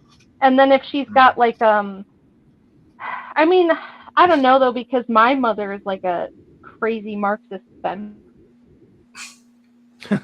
And I'm certainly not. I'm like the opposite of that. Right. So I'm glad my husband didn't look at my mom and think, oh gosh, she's gonna be like her mother, because I'm not. But I think you can tell that pretty quickly. Like there was a moment for Andrew and I like that early on where I popped off with some attitude, and he was like, we won't be having any of that. Like, if that's how you're gonna be, I'm just out of here. And he wasn't mean. He was just firm. He was just like, look, I don't like girls who have attitudes. And so if you're gonna like give me a bunch of trouble all the time and make my life miserable, I'm just not gonna date you.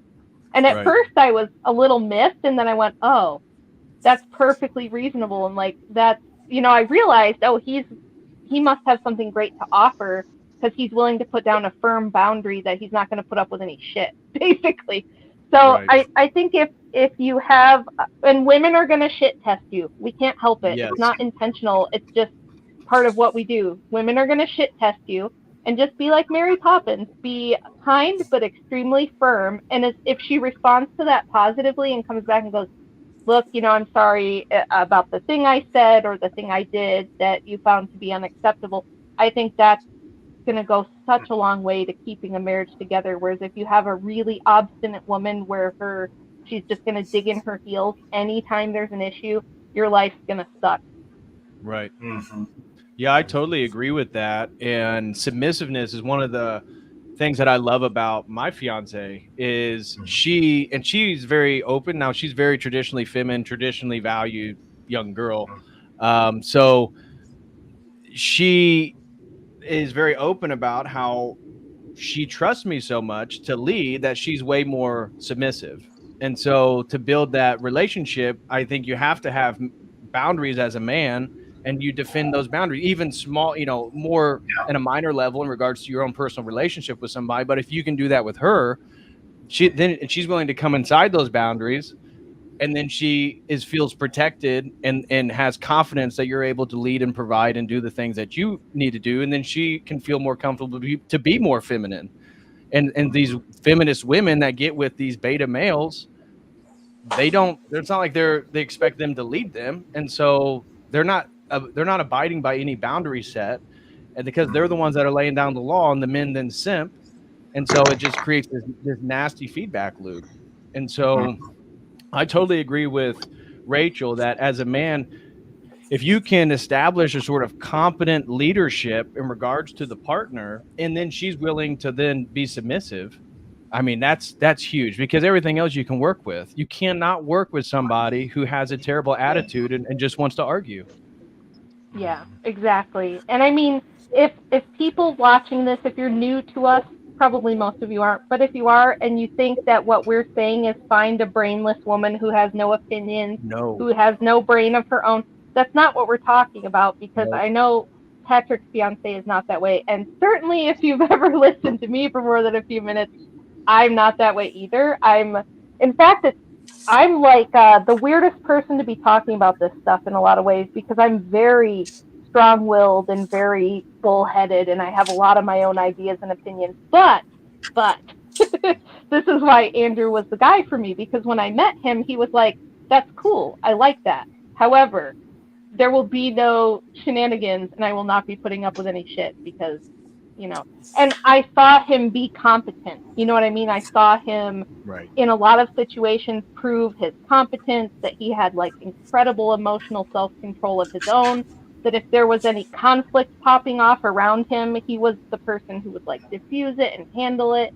So all of the gave a lot of confidence, and I thought, wow, like this guy would be a great asset to my life. I'm going to have a much more stable and less chaotic existence if this person's in my life. And so it just, the trust has built over the years to now you can't get a piece of paper between Andrew and I, which annoys a lot of people actually, but that's how we built the trust. That's why if he does kind of put his foot down and say, no, like, I hear you, but we're going to do this, I'm like, all right, because he's got a track record of like, you should listen to him. He's wise and he knows what he's doing. And but that takes time. You have to build on that over time. But we saw signs of those things in each other early on, is what I'm saying.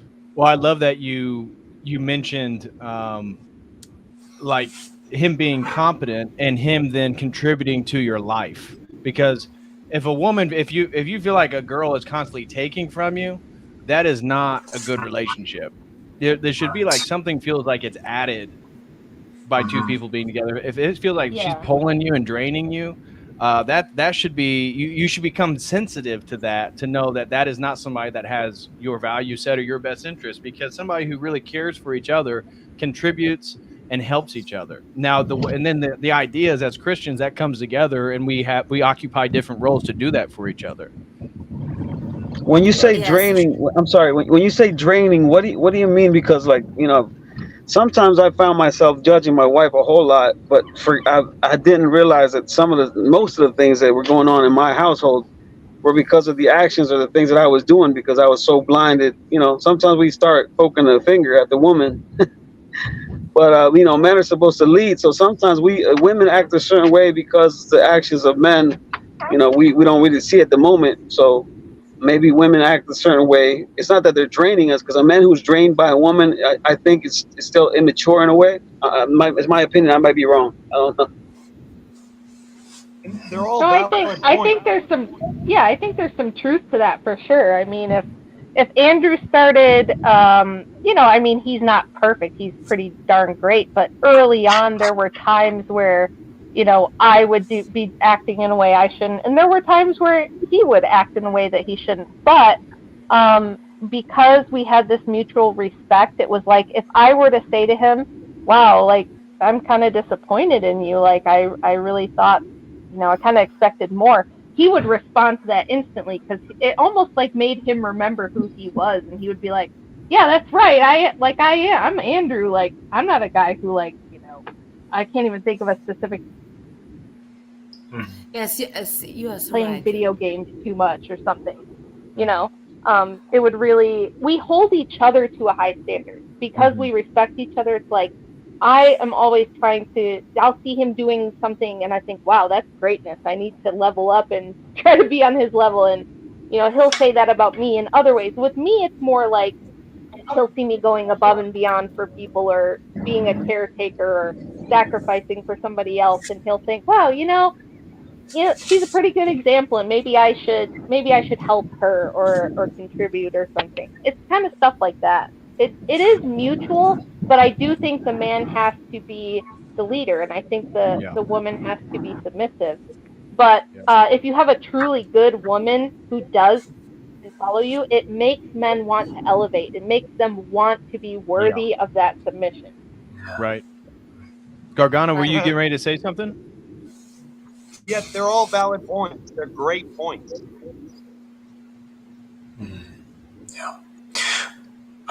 What I liked from what Rachel said, what everyone's been echoing, is like the number one thing to test for is how compliant can she be, and how receptive is she to masculine leadership. I think that's so good as like a filtering mechanism. And that's kind of where it does align with some of the red pill stuff. That's where the red pill, like things like shit tests, thinking of it in terms of a power struggle can be helpful. It doesn't become a self-serving thing, but you actually have standards that you abide by, right? The boundaries that you won't let up on for good reason, not just for the sake of a kind of power dynamic that you're trying to establish, which would happen without the bigger moral framework that you have with the red pill, right? There's none of that. So it's just a power struggle. But there is power in relationships. There's a power dynamic between men and women. And so just the idea of like, if there's anything that people take away, I think for the people in the back, I think it would be that, what Rachel was saying, which is like, how compliant can she be, and how receptive is she to like you saying no, setting boundaries? Does she freak out? Okay, that's probably something you want to keep in the back of your mind, is, a filtering right? And at the same time, don't be manipulative, like you're shit testing her all the time, like a woman does. Exactly. I mean, because that's not what a male leader does. But it's really just living your life and having boundaries. And then if those are crossed, you make that apparent, and yet you don't like that, and you're not going to put up with that. And no woman likes a man who doesn't at least exudes like he has choice. Not that you have options of tons of different women or something like that. That's not the point. But you would rather choose to not be with her than choose to be with her. And so that you still have a choice. And that if you can exercise that choice, I think that's a masculine way to approach it. I want to give a special. Yeah. Go ahead. I was just saying, it's your initiative, right? Because it's your choice. Right. So that exactly. way you still have the leadership element. Yeah.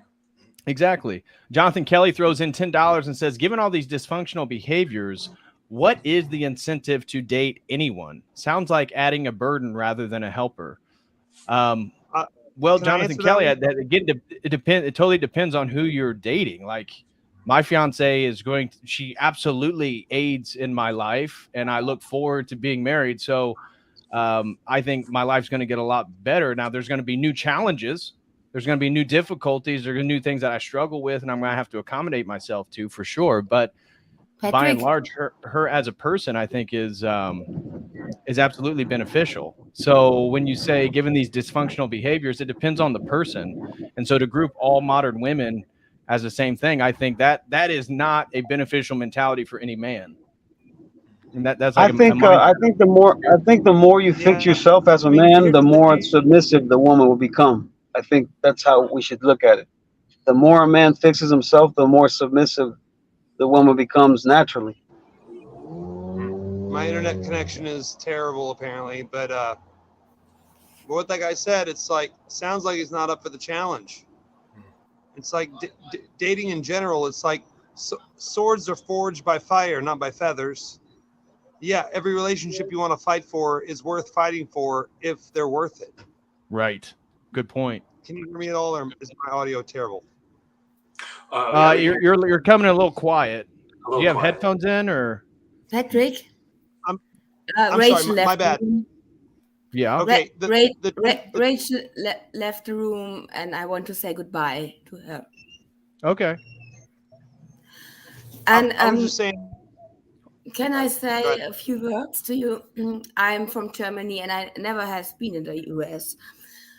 But when I look from the outside to the US, the America has the Christian values we lost completely in Europe. And I can tell you from my experience and my family how easy it is to destroy a culture. We witnessed this in Germany 3 times now in 100 years. And every family have lost in the family, as the men. They came never back from the war or were killed by the Nazis, and this goes still on. And the man is failing. We have no man. And when we have less men, women rising. And this is supported, like Rachel said, and I don't want that this will happen to you. And in Europe, we look very jealous to the Americans because we all agree on that. The Americans have these Christian values. Yes, I appreciate that. Well, you guys still in Germany have no-go on Sundays, right? So I was just in Germany a few months ago. So you have that remnant, although it's not religious.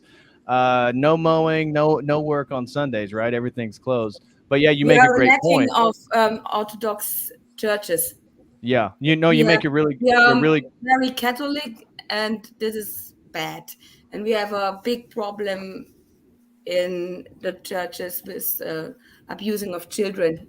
Yeah, German Catholicism is. We are lacking.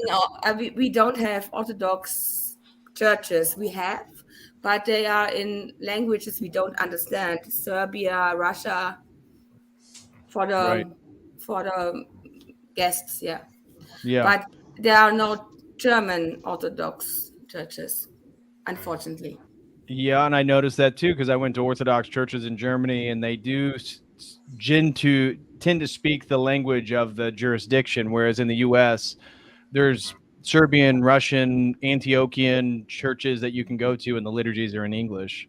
So that does definitely make it more accommodable to Western Americans. I was also going to say that with Germans, one of the things that I noticed that I felt bad about is I was in Stuttgart, and there's a high number of immigrants, particularly Muslim immigrants there in Germany. And if you've ever been to Germany, compared to even any other European nation, there's hardly any German flags anywhere, which has to do with Yes. the ripple effect of World War II. And so for a man to have no ability to have an identity regarding his nation outside of football, right? So they have football. You see German flags then, but you just travel around Germany and you don't see anything. And it's not really culturally acceptable to be super pro German. Like in here, you can have American flags all over the place. Totally cool, right? Okay, yeah, he's probably right wing American, that type of thing. But in Germany, that's not something that happens. And so you see then the Turks come in and they're super Turkish and they're explicit. They're Turkish, they're not German. And yet they're getting all the social benefits of the German society.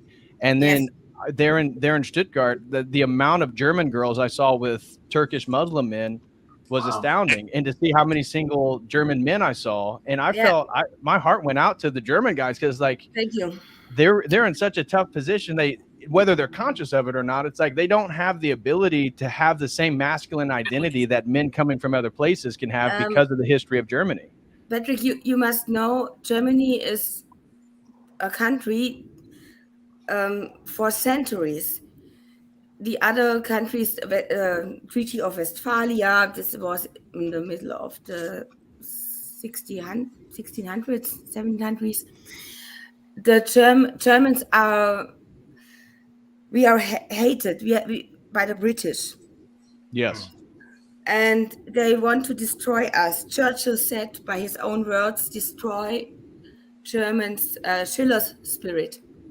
You can remember that. And this is still ongoing. And the Morgenthau-Plan, the Marshall-Plan, and Kalergi-Plan is still working. And our people are so... because we have this propaganda, we are guilty. We are a common guilt.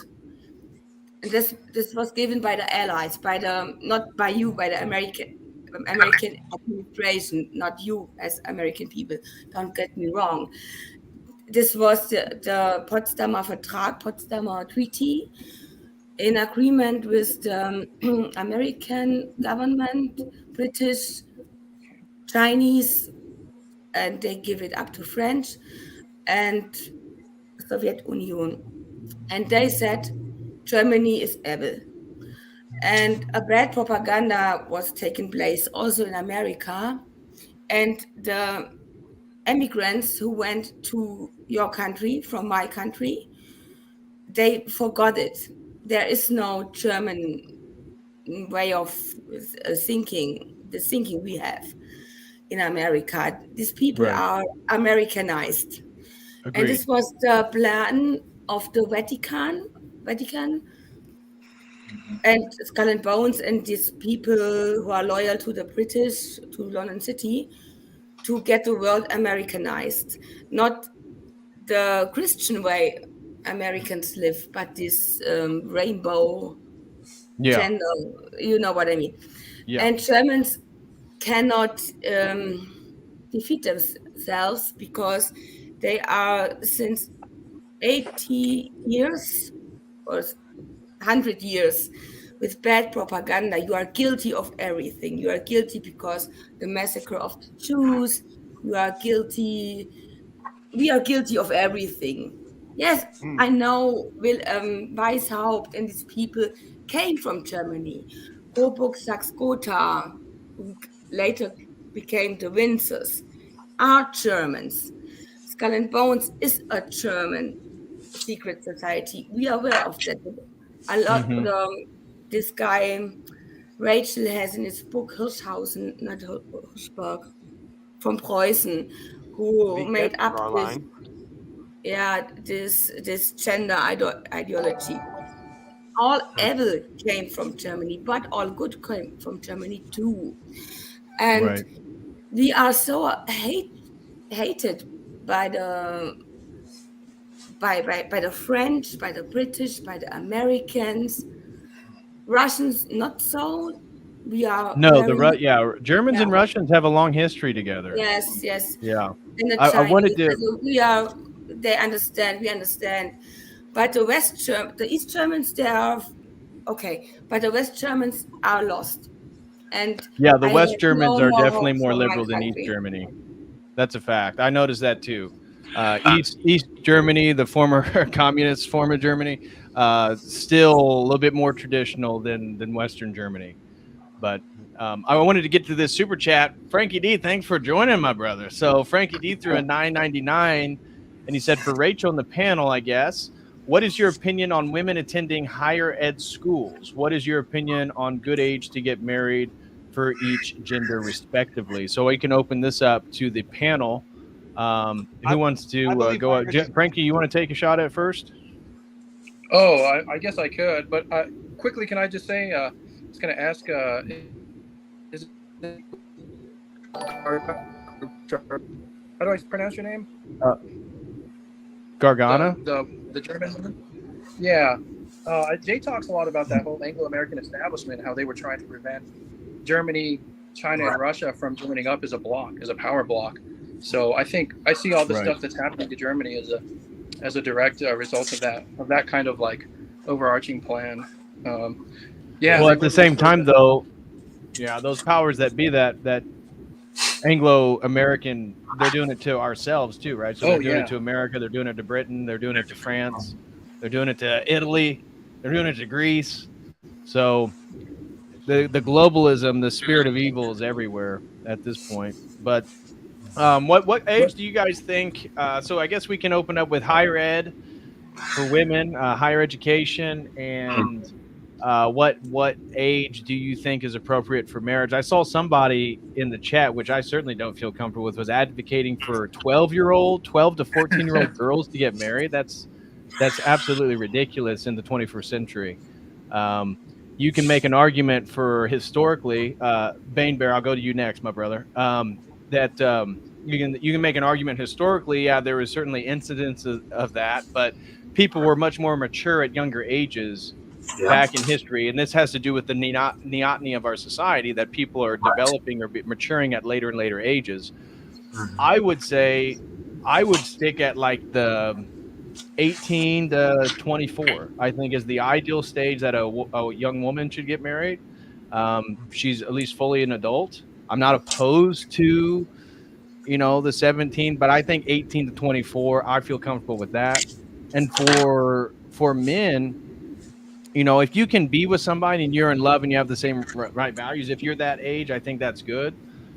I think it's just really difficult to be what a traditional woman would be expecting in return for her virtue and purity unless you're almost late 20s, early 30s, just because of the way society is structured, that it's just so difficult for you.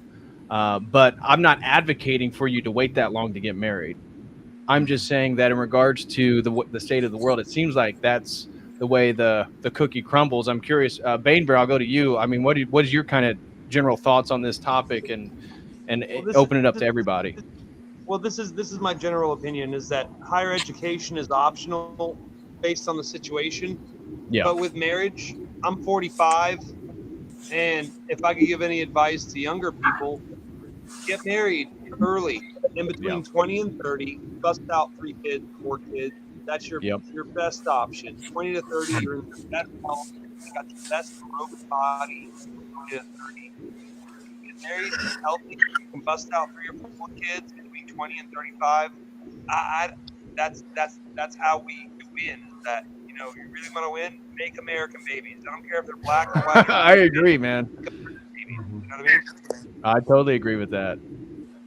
Okay. Well, listen. Hey, can you go ahead? Listen, my thing is not showing the X. Can you go ahead and kick me off so that I can get out of this? Because I'm not tech savvy. But thank you for having me. Yeah, I appreciate it. Yeah, no problem, brother. Thanks for joining. God bless you, man, and wish you and your family nothing but the best.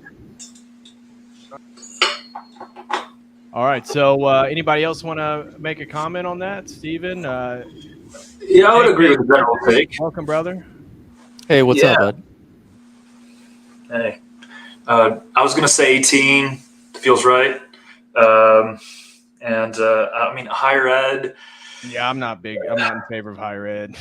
Yeah, I mean, I've quickly learned that you can't be overly principled on the ground, and you have to make compromises. So I wouldn't want to, make, I think two people meeting together, getting married. As long as it's a loving relationship, it works out. They can make it work great. But yeah, it's not ideal. At least I probably wouldn't opt for that. Toledo Duty, welcome, sister. What's up? What's your kind of thoughts? We were kind of discussing what's the appropriate age for marriage if you want to hop in for men and women. What do you think about that? Or if you want to go on the general theme of the panel discussion.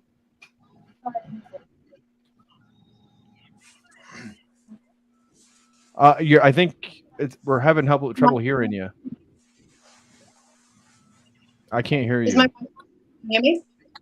Yeah. Is it there it goes. Okay. Oh, okay. Sorry. Can you hear me now? Oh, yeah, that helps a lot. Yeah, that helps a lot. It must have been you sitting your phone down. Okay. So sorry, if I may just, I'll try to make it quick, but I feel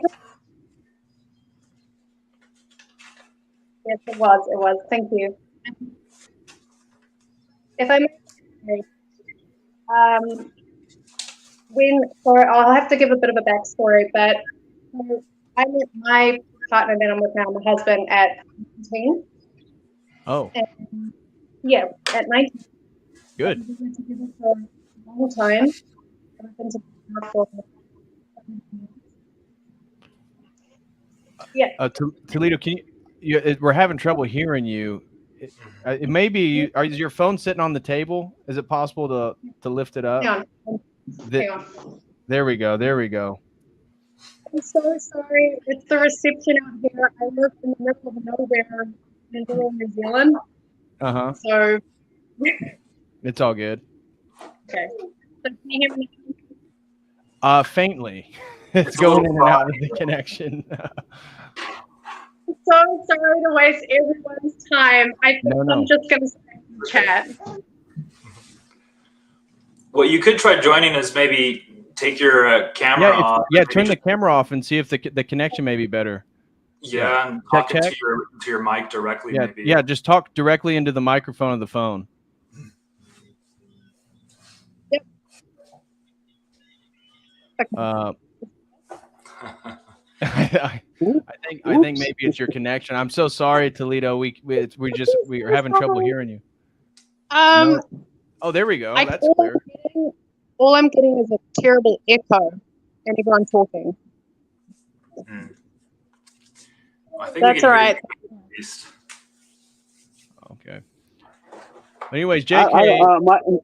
Can I give my opinion on it? Sure, go ahead, bro. I don't think you could put a age to it because it depends, like you said, maturity, right? And a lot of people, they don't mature, the same age. It has to be a legal limit, right, according to the law. But yeah, right. But we're just talking about general themes. We don't have to talk about certain exceptions. Certainly, everybody's context is different. But what would you think would be the general age people should get married? Nowadays, I think 35. The way people are, women at 35. Well, women should get married at 35. I think women could get married any age, legal limit, right? But men, is because I think it's up to the men, right? It's up to the men to handle the marriage in that way. So if a man is ready, a woman is ready. No matter what the woman, what she's going through. I think if the man is ready, the woman will follow, no matter what age she is. Okay. Well, all right. So are you? I mean, do you think that's? I mean, I know you're speaking. Yeah, sure, a woman can get married at any age, but I think we're speaking about like the ideal time. If a man is looking to, have a family, do you think he's looking for a 35-year-old to, have a few kids with? You might be a good girl, at 35, but I mean, we got to plan these things out a bit. Right. There is a biological clock there. Well, what's your thoughts, JK? Oh, well, my thoughts, and I don't know if you guys talked about this earlier, or you may have discussed it on a previous stream, but as far as guys are concerned, we're pretty logical, and I think most guys are logical until they're interested and are aroused by women. Okay, they think of things in terms of risk mitigation. But then they start, making exceptions for the girls that they meet. Right. And I find this happens a lot. And I can speak personally. I made all the mistakes you can imagine. I I was atheist. I've been through tons of girls at my, young age. And the one thing I didn't, consider was religion or belief in God. And now, in hindsight, obviously, if you're thinking about risk mitigation, you're thinking, okay, you know what, if I want to find, somebody who's, going to be loyal, I better be religious. I better, have, God as the highest authority. And the girl that I meet better have that in mind as well. And Agreed. obviously, believe in the hierarchy, not only because I believe in God, but she also, loves God. And when we're taking those vows, we're not only promising, to stay together, to each other, but we're making that promise to God. That in itself makes a woman harder, to leave, because it's not something you don't just, you're not just leaving your man, you're breaking this promise to God. Right. So, that I think that's something every man should take into consideration when he's, looking, for a good woman. I Right. recently became, Orthodox maybe 6 months ago. I mean, it's just the best thing that's, ever happened to me. But I was ignorant for the longest time. And it's something I think any man has got to, consider, before, taking the dive and proposing to a woman. Yes, age is definitely a factor. 18 to 24 is a great age. But does that woman come from a good family, Right. a family who stayed together, Yep. a big family who doesn't believe in breaking things apart because they want to keep the family together, the siblings Right. together, all those things.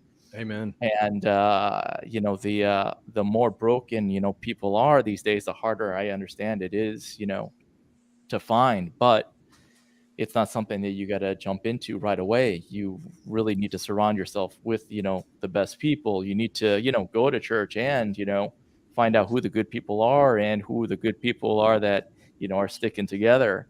Make your decision, in that respect. Because there are there's just tons of good looking women out there, but there are also a lot of trouble too. Right. Trouble, man. It's crazy.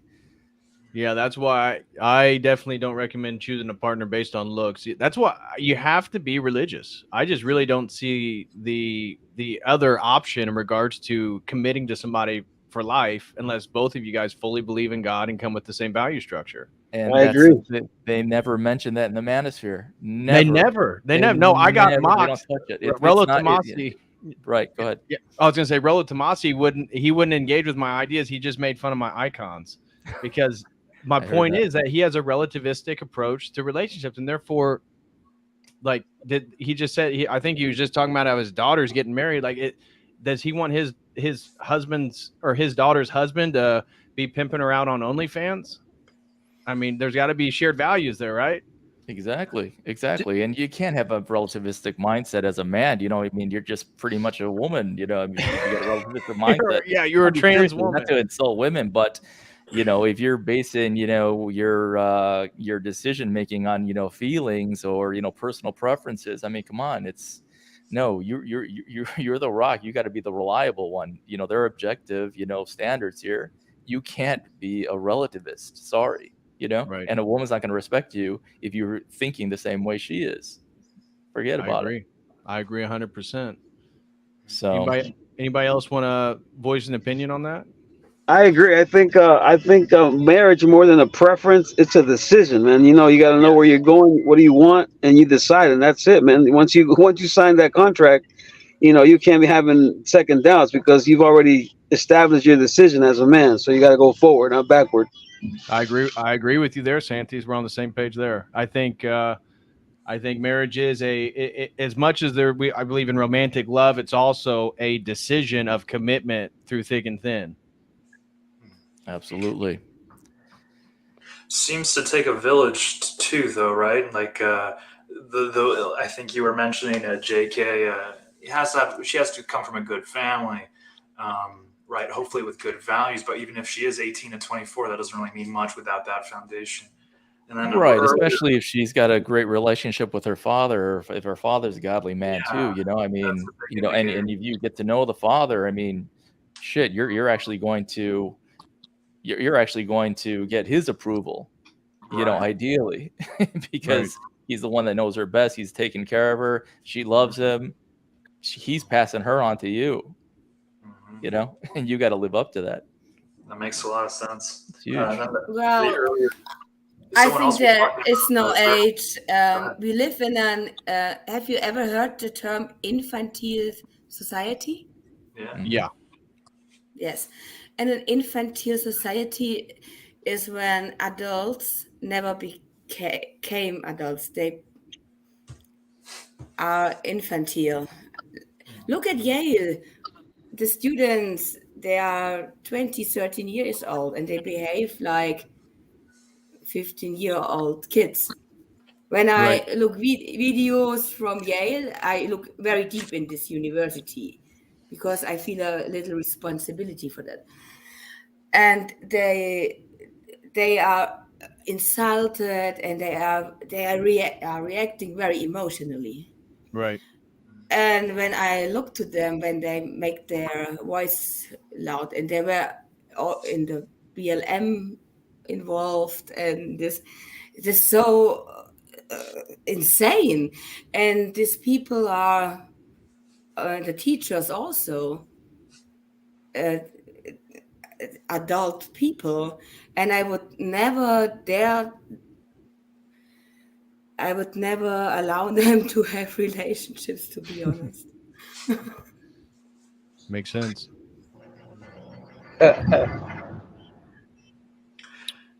Well, guys, any other comments? Frankie, were you getting ready to say something?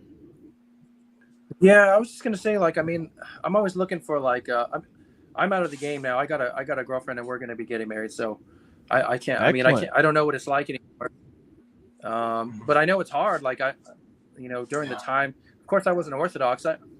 When it comes to, like, practical advice, honestly, like, I think if I would have found the Orthodox Church a lot sooner, I don't think I would have been looking. I spent a lot of time. I was on all these different dating sites, swiping, and I wasn't getting swiped on very often. But it was demoralizing. It's hard out there. I mean, it was like, because Jordan Peterson talks about when a girl rejects you, she's basically saying you're not fit for passing your your genes on. So that was pretty, not that I was rationalizing it in that way, but it was like, you're getting rejected constantly. You're starting to feel like you're kind of not man enough. You're starting to lose confidence after a while. And,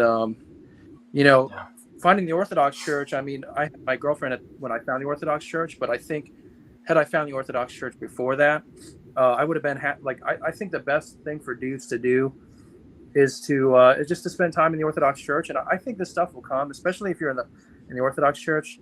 I think out there in the regular, like, secular world, and even in the Protestant world, it's pretty brutal because, we, like you said, the neoteny society. Yeah, neoteny is the retention of juvenile characteristics into adulthood. Yeah, out there even in the Protestant world, like, people are not really getting together. I mean, it's kind of like, and I don't know how it is in the Orthodox world really, but I just think, being in the church, like you said, grooming. The only thing I would push back on when you were talking about grooming was like, I don't like when people are changing themselves to get the for women to notice them. You know what I mean? I don't think we should do anything to get peacocking. Oh, a little bit, yeah. Just like, like if you're going to the gym if this is all just to attract a mate, I think that's the wrong reason to do those things. I think Absolutely. We should just be trying to become men just because we're trying to, honor God. I think that's the best route to take, and I think those other things will fall into place. So you're not so your beef is not so much with the activity as the intention. Yeah. Yeah. I agree with you. I agree with you there. Well, gentlemen, JK, you got anything else you want to add? Or Steven? We had one more super chat came in, but there's no comment. I want to give a special shout out to Gary, throws in $50. Thank you so much, Gary, for the generous super chat. No comment. God bless you, brother. But I guess we can sort of wrap things up. Anybody want to say anything or leave any wise words? Feel free. We can go one at a time. Anybody have anything they want to speak on about anything about this conversation or topic? Gargana, go ahead. Thank you.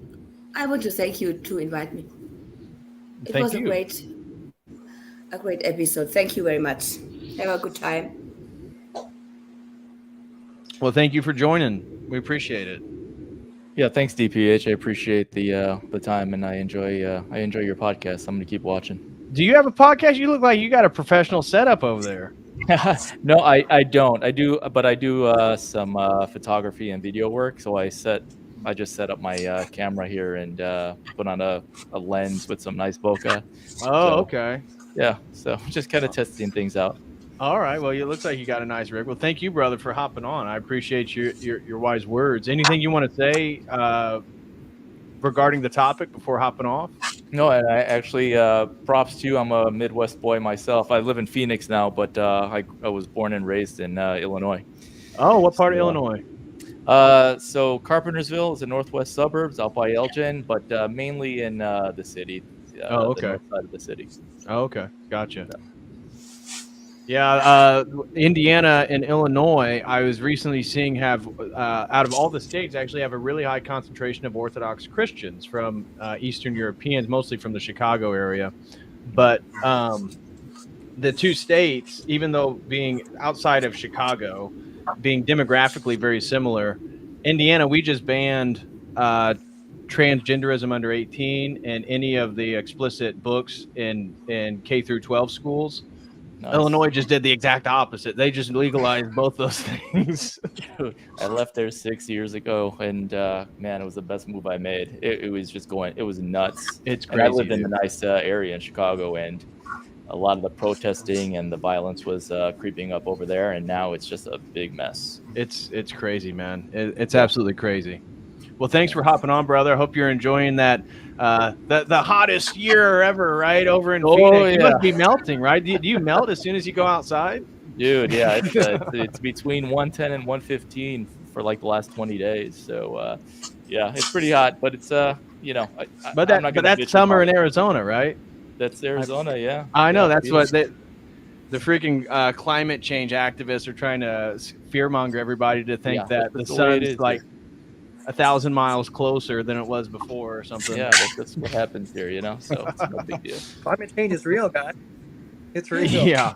Greta Thunberg, she's a brilliant scientist. Exactly. Yeah, your climatologist, Greta Thunberg. Oh my gosh. I still can't believe she's a real person. It's so strange. Frankie D, Santi's World. You guys got anything, Steven, before hopping off here? Feel free if you guys want to give any closing remarks regarding marriage, single life, or anything mentioned today. I'll just say I'm grateful for you guys and hold on. And Sandy, yeah, I was just gonna say thanks for hosting DPH, and it's a super important topic. I'm speaking for myself. I'm wrestling with these questions, and it sounds like prayer, sounds like going to the church. I'm hearing some success stories, law marriages, so it's encouraging, if nothing else. I'll tell you, it happens usually, at least my case, and everybody was saying this because I was Orthodox and single for like 3 years. It's like, it happens when you least expect it. It happens when you least expect it. When you stop looking for it is when you find. And that was the case eventually. You get disenfranchised. I was disenfranchised with the whole thing, so I just focused on my work. And then when I was least interested in it is when I found it. Sure enough. Awesome. Hey, good. Yep, I agree with that, man. Before I go, thank you, DPH, for letting me on. God bless you. God bless everyone on the panel. I think a tip I could give the people out there, like I said, I'm 15 years in, and I'm still going strong. So, it's nothing, like I said, it's nothing like happy life. There's no such thing as a happy life. Everything in life is work. You got to struggle, you got to suffer, and that's what makes you who you are. And even more in your marriage, right? So, it's going to be happy, but you got to put the work, man. If you want a happy marriage, you got to be willing to work and not give up. That's all I got to say, man. And please God above all, right? Because you're not supposed to please the woman. You got to please God. That's my exactly, and that's actually how we please a woman. Exactly. Yep. Yep. So hey, Santy's world. God bless you and your family, man. God bless you. Really mean that. Yeah. Wish you guys nothing but the best. Frankie D, anything you want to say before hopping off? No, I don't. I do have a question about the monastic life. You know, there's so many young dudes who aren't, you know, getting married. Like, I don't hear a lot about like people. It doesn't seem like it's something even a lot of young men are even considering. I wonder if that's. I hear it a lot, but it's like the doomer pill. Oh, I can't find a girl, or girls are so bad. I'm just going to be a monk. I'm going to a monastery. It's like, dude, the way you've even framed it is like, if you can't get married, you're going to be a monk. It tells me you shouldn't be a monk. Like, people don't choose monasticism because they can't get laid. People choose monasticism because it's a calling of their heart, because it's God's providence for their life. And so I think people need to not be so focused on the partnership thing of finding the right person, but what it is they need to do with their lives. You know, I know a couple Orthodox guys that were, you know, looking, and they had some bad experiences with Orthodox women. And at the same time, I can understand both the criticisms of both parties, the man of the woman and the woman of the man. But for the man, he didn't have his life together. Like, he really didn't. He wasn't in a position to like get married. And so even though, and then he had legitimate criticisms of her and things that she did. So I'm not trying to, no one person's off the hook, but I think as a man, if you're not in the position to like be married, you probably should just be focusing on that for like a year. I mean, that may totally elevate and change your situation. If you just focused on becoming a better partner, or potential partner for a year or 2 years, you may then have the perfect woman who was looking for you the whole time. Well, so that's another question I kind of have too, is, you know, do we got to have our lives, you know, do we got to have our house and all in order? Because no, you don't have to have the house, but you have to have momentum in your life, right? You don't have to be rich. You don't have to have a house. You don't have to have the final career point, but you have to have directionality, and you have to have momentum. And if you don't have that, how can she join you? How can she be your helper? Yeah, that's true. It is hard. I mean, I have a lot of sympathy for the dudes out there. I really do, because it ain't easy. It's hard out there. So I don't know. I guess, you know, just keep fighting, I guess. I mean, you know, in the past, people are fighting wars. I mean, I guess this is better. I don't know which was better, but yeah, just keep. I guess for my advice is just stay in the Orthodox Church and then just seek God and seek God and just work on yourself. The closer you get to God and the better you become as whatever your potential is. Everybody's potential to be the best version of themselves is different. I think as a man, if you're working on yourself to be the best version of yourself in relationship to God, that's going to attract the right mate. And then you can do that for the rest of your life, because you've established the right mentality, the right principles and values and habits. And that's going to keep her attracted to you, because you're not going to get in a relationship and then, you know, fall off the wagon or become some, you know, chaotic basket of a person. You know, you're moving in the right direction. And, you know, it's like, I don't have tons of money, so I'm getting married, and I've met a girl that believes in what I'm doing, wants to help me. And, you know, it's because we're both Orthodox. It's because we have the right values. It's not like I have tons of money or I have a house we can live in. I don't have any of that stuff, but she's aware of where I'm at and where we're going to go. And she knows that, look, whether she's with me or not, I'm going in this direction, and she wants to come for the ride. And that's what all of us need to think about. It's like, you don't have to be at the final point. You just have to be moving in the right direction, and then they can help you. For all the doom mongering that is out there, and I did have my phases of doubt. I think you said around year 3, you're sort of checking out. I've had that too, but as my prayer life has deepened, it's like, God is great. There's no way God is gonna sort of give me the short end of the bargain as long as I'm moving towards Him, whatever. So it comes down to faith, I think, and that's kind of what's going to put you through the long game and make you come out the other side. And that's what she has. She's putting her faith in you. You put your faith in God, and you just hit your wagon to God, and like you don't give up. There's no stopping, and there's no way out. What are you gonna do? Give up because you don't have a girlfriend? Like, you can't give up today or in 2 years in the future with your wife. You can't give up. So there's no giving up. Yeah. So just work your ass off. Exactly right. Yeah. Well, gentlemen, Frankie D, thank you so much, brother, for the super chat. I always appreciate your support, man. God bless you, man. I truly do appreciate it. Steven, thank you for joining. Right on. Thanks for having me. Gargana, thank you for joining. I apologize. I don't speak as a Deutsch, or we could have a conversation in your mother tongue. But thank you so much for joining and offering your perspective, your feminine perspective. Anything anybody wants to say before hopping off? Frankie D, is there anything you want to say, brother? God bless Germany, man. I love Germany. I'm a descendant. Like I obviously it's very, very gone now, but distantly I'm descended from there. So I love Germany. Anyway, yeah, that's all I got. Yeah, I'm of German roots as well. Steven, anything you want to say before hopping off, brother? God bless you all, and all the best to you and your families. We'll be in touch, David. I'm hoping to set up a one-on-one session with you sometime. So that'd be great, man. That'd be great. Yeah. Once that credit card comes in, right? yeah. Should be in next week sometime. Yeah. Well, thank you guys for joining. I really do appreciate it. And I want to give a special shout out to Santi's World for your super chat. A very, very special shout out goes out to my sister, not biological, but goes to my parish, Amptown 1. She gifted 5 memberships today. So thank you so much, Amptown 1, for that. A special thank you to Jonathan Kelly for his $10 super chat, and thank you to Frankie D for his $9.99. And of course, Gary throws in $50, no comment. Thank you so much, Gary. And that's going to do it today. So this was a good way back after my week-long suspension. So no more movie reviews of Sound of Freedom. I know that much, at least not till October 17th. Can't talk about that. So I will be back Thursday.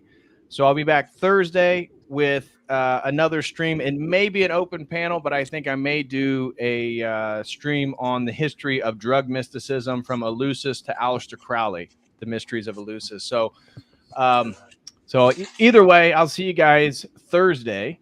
So as always, until then, God bless.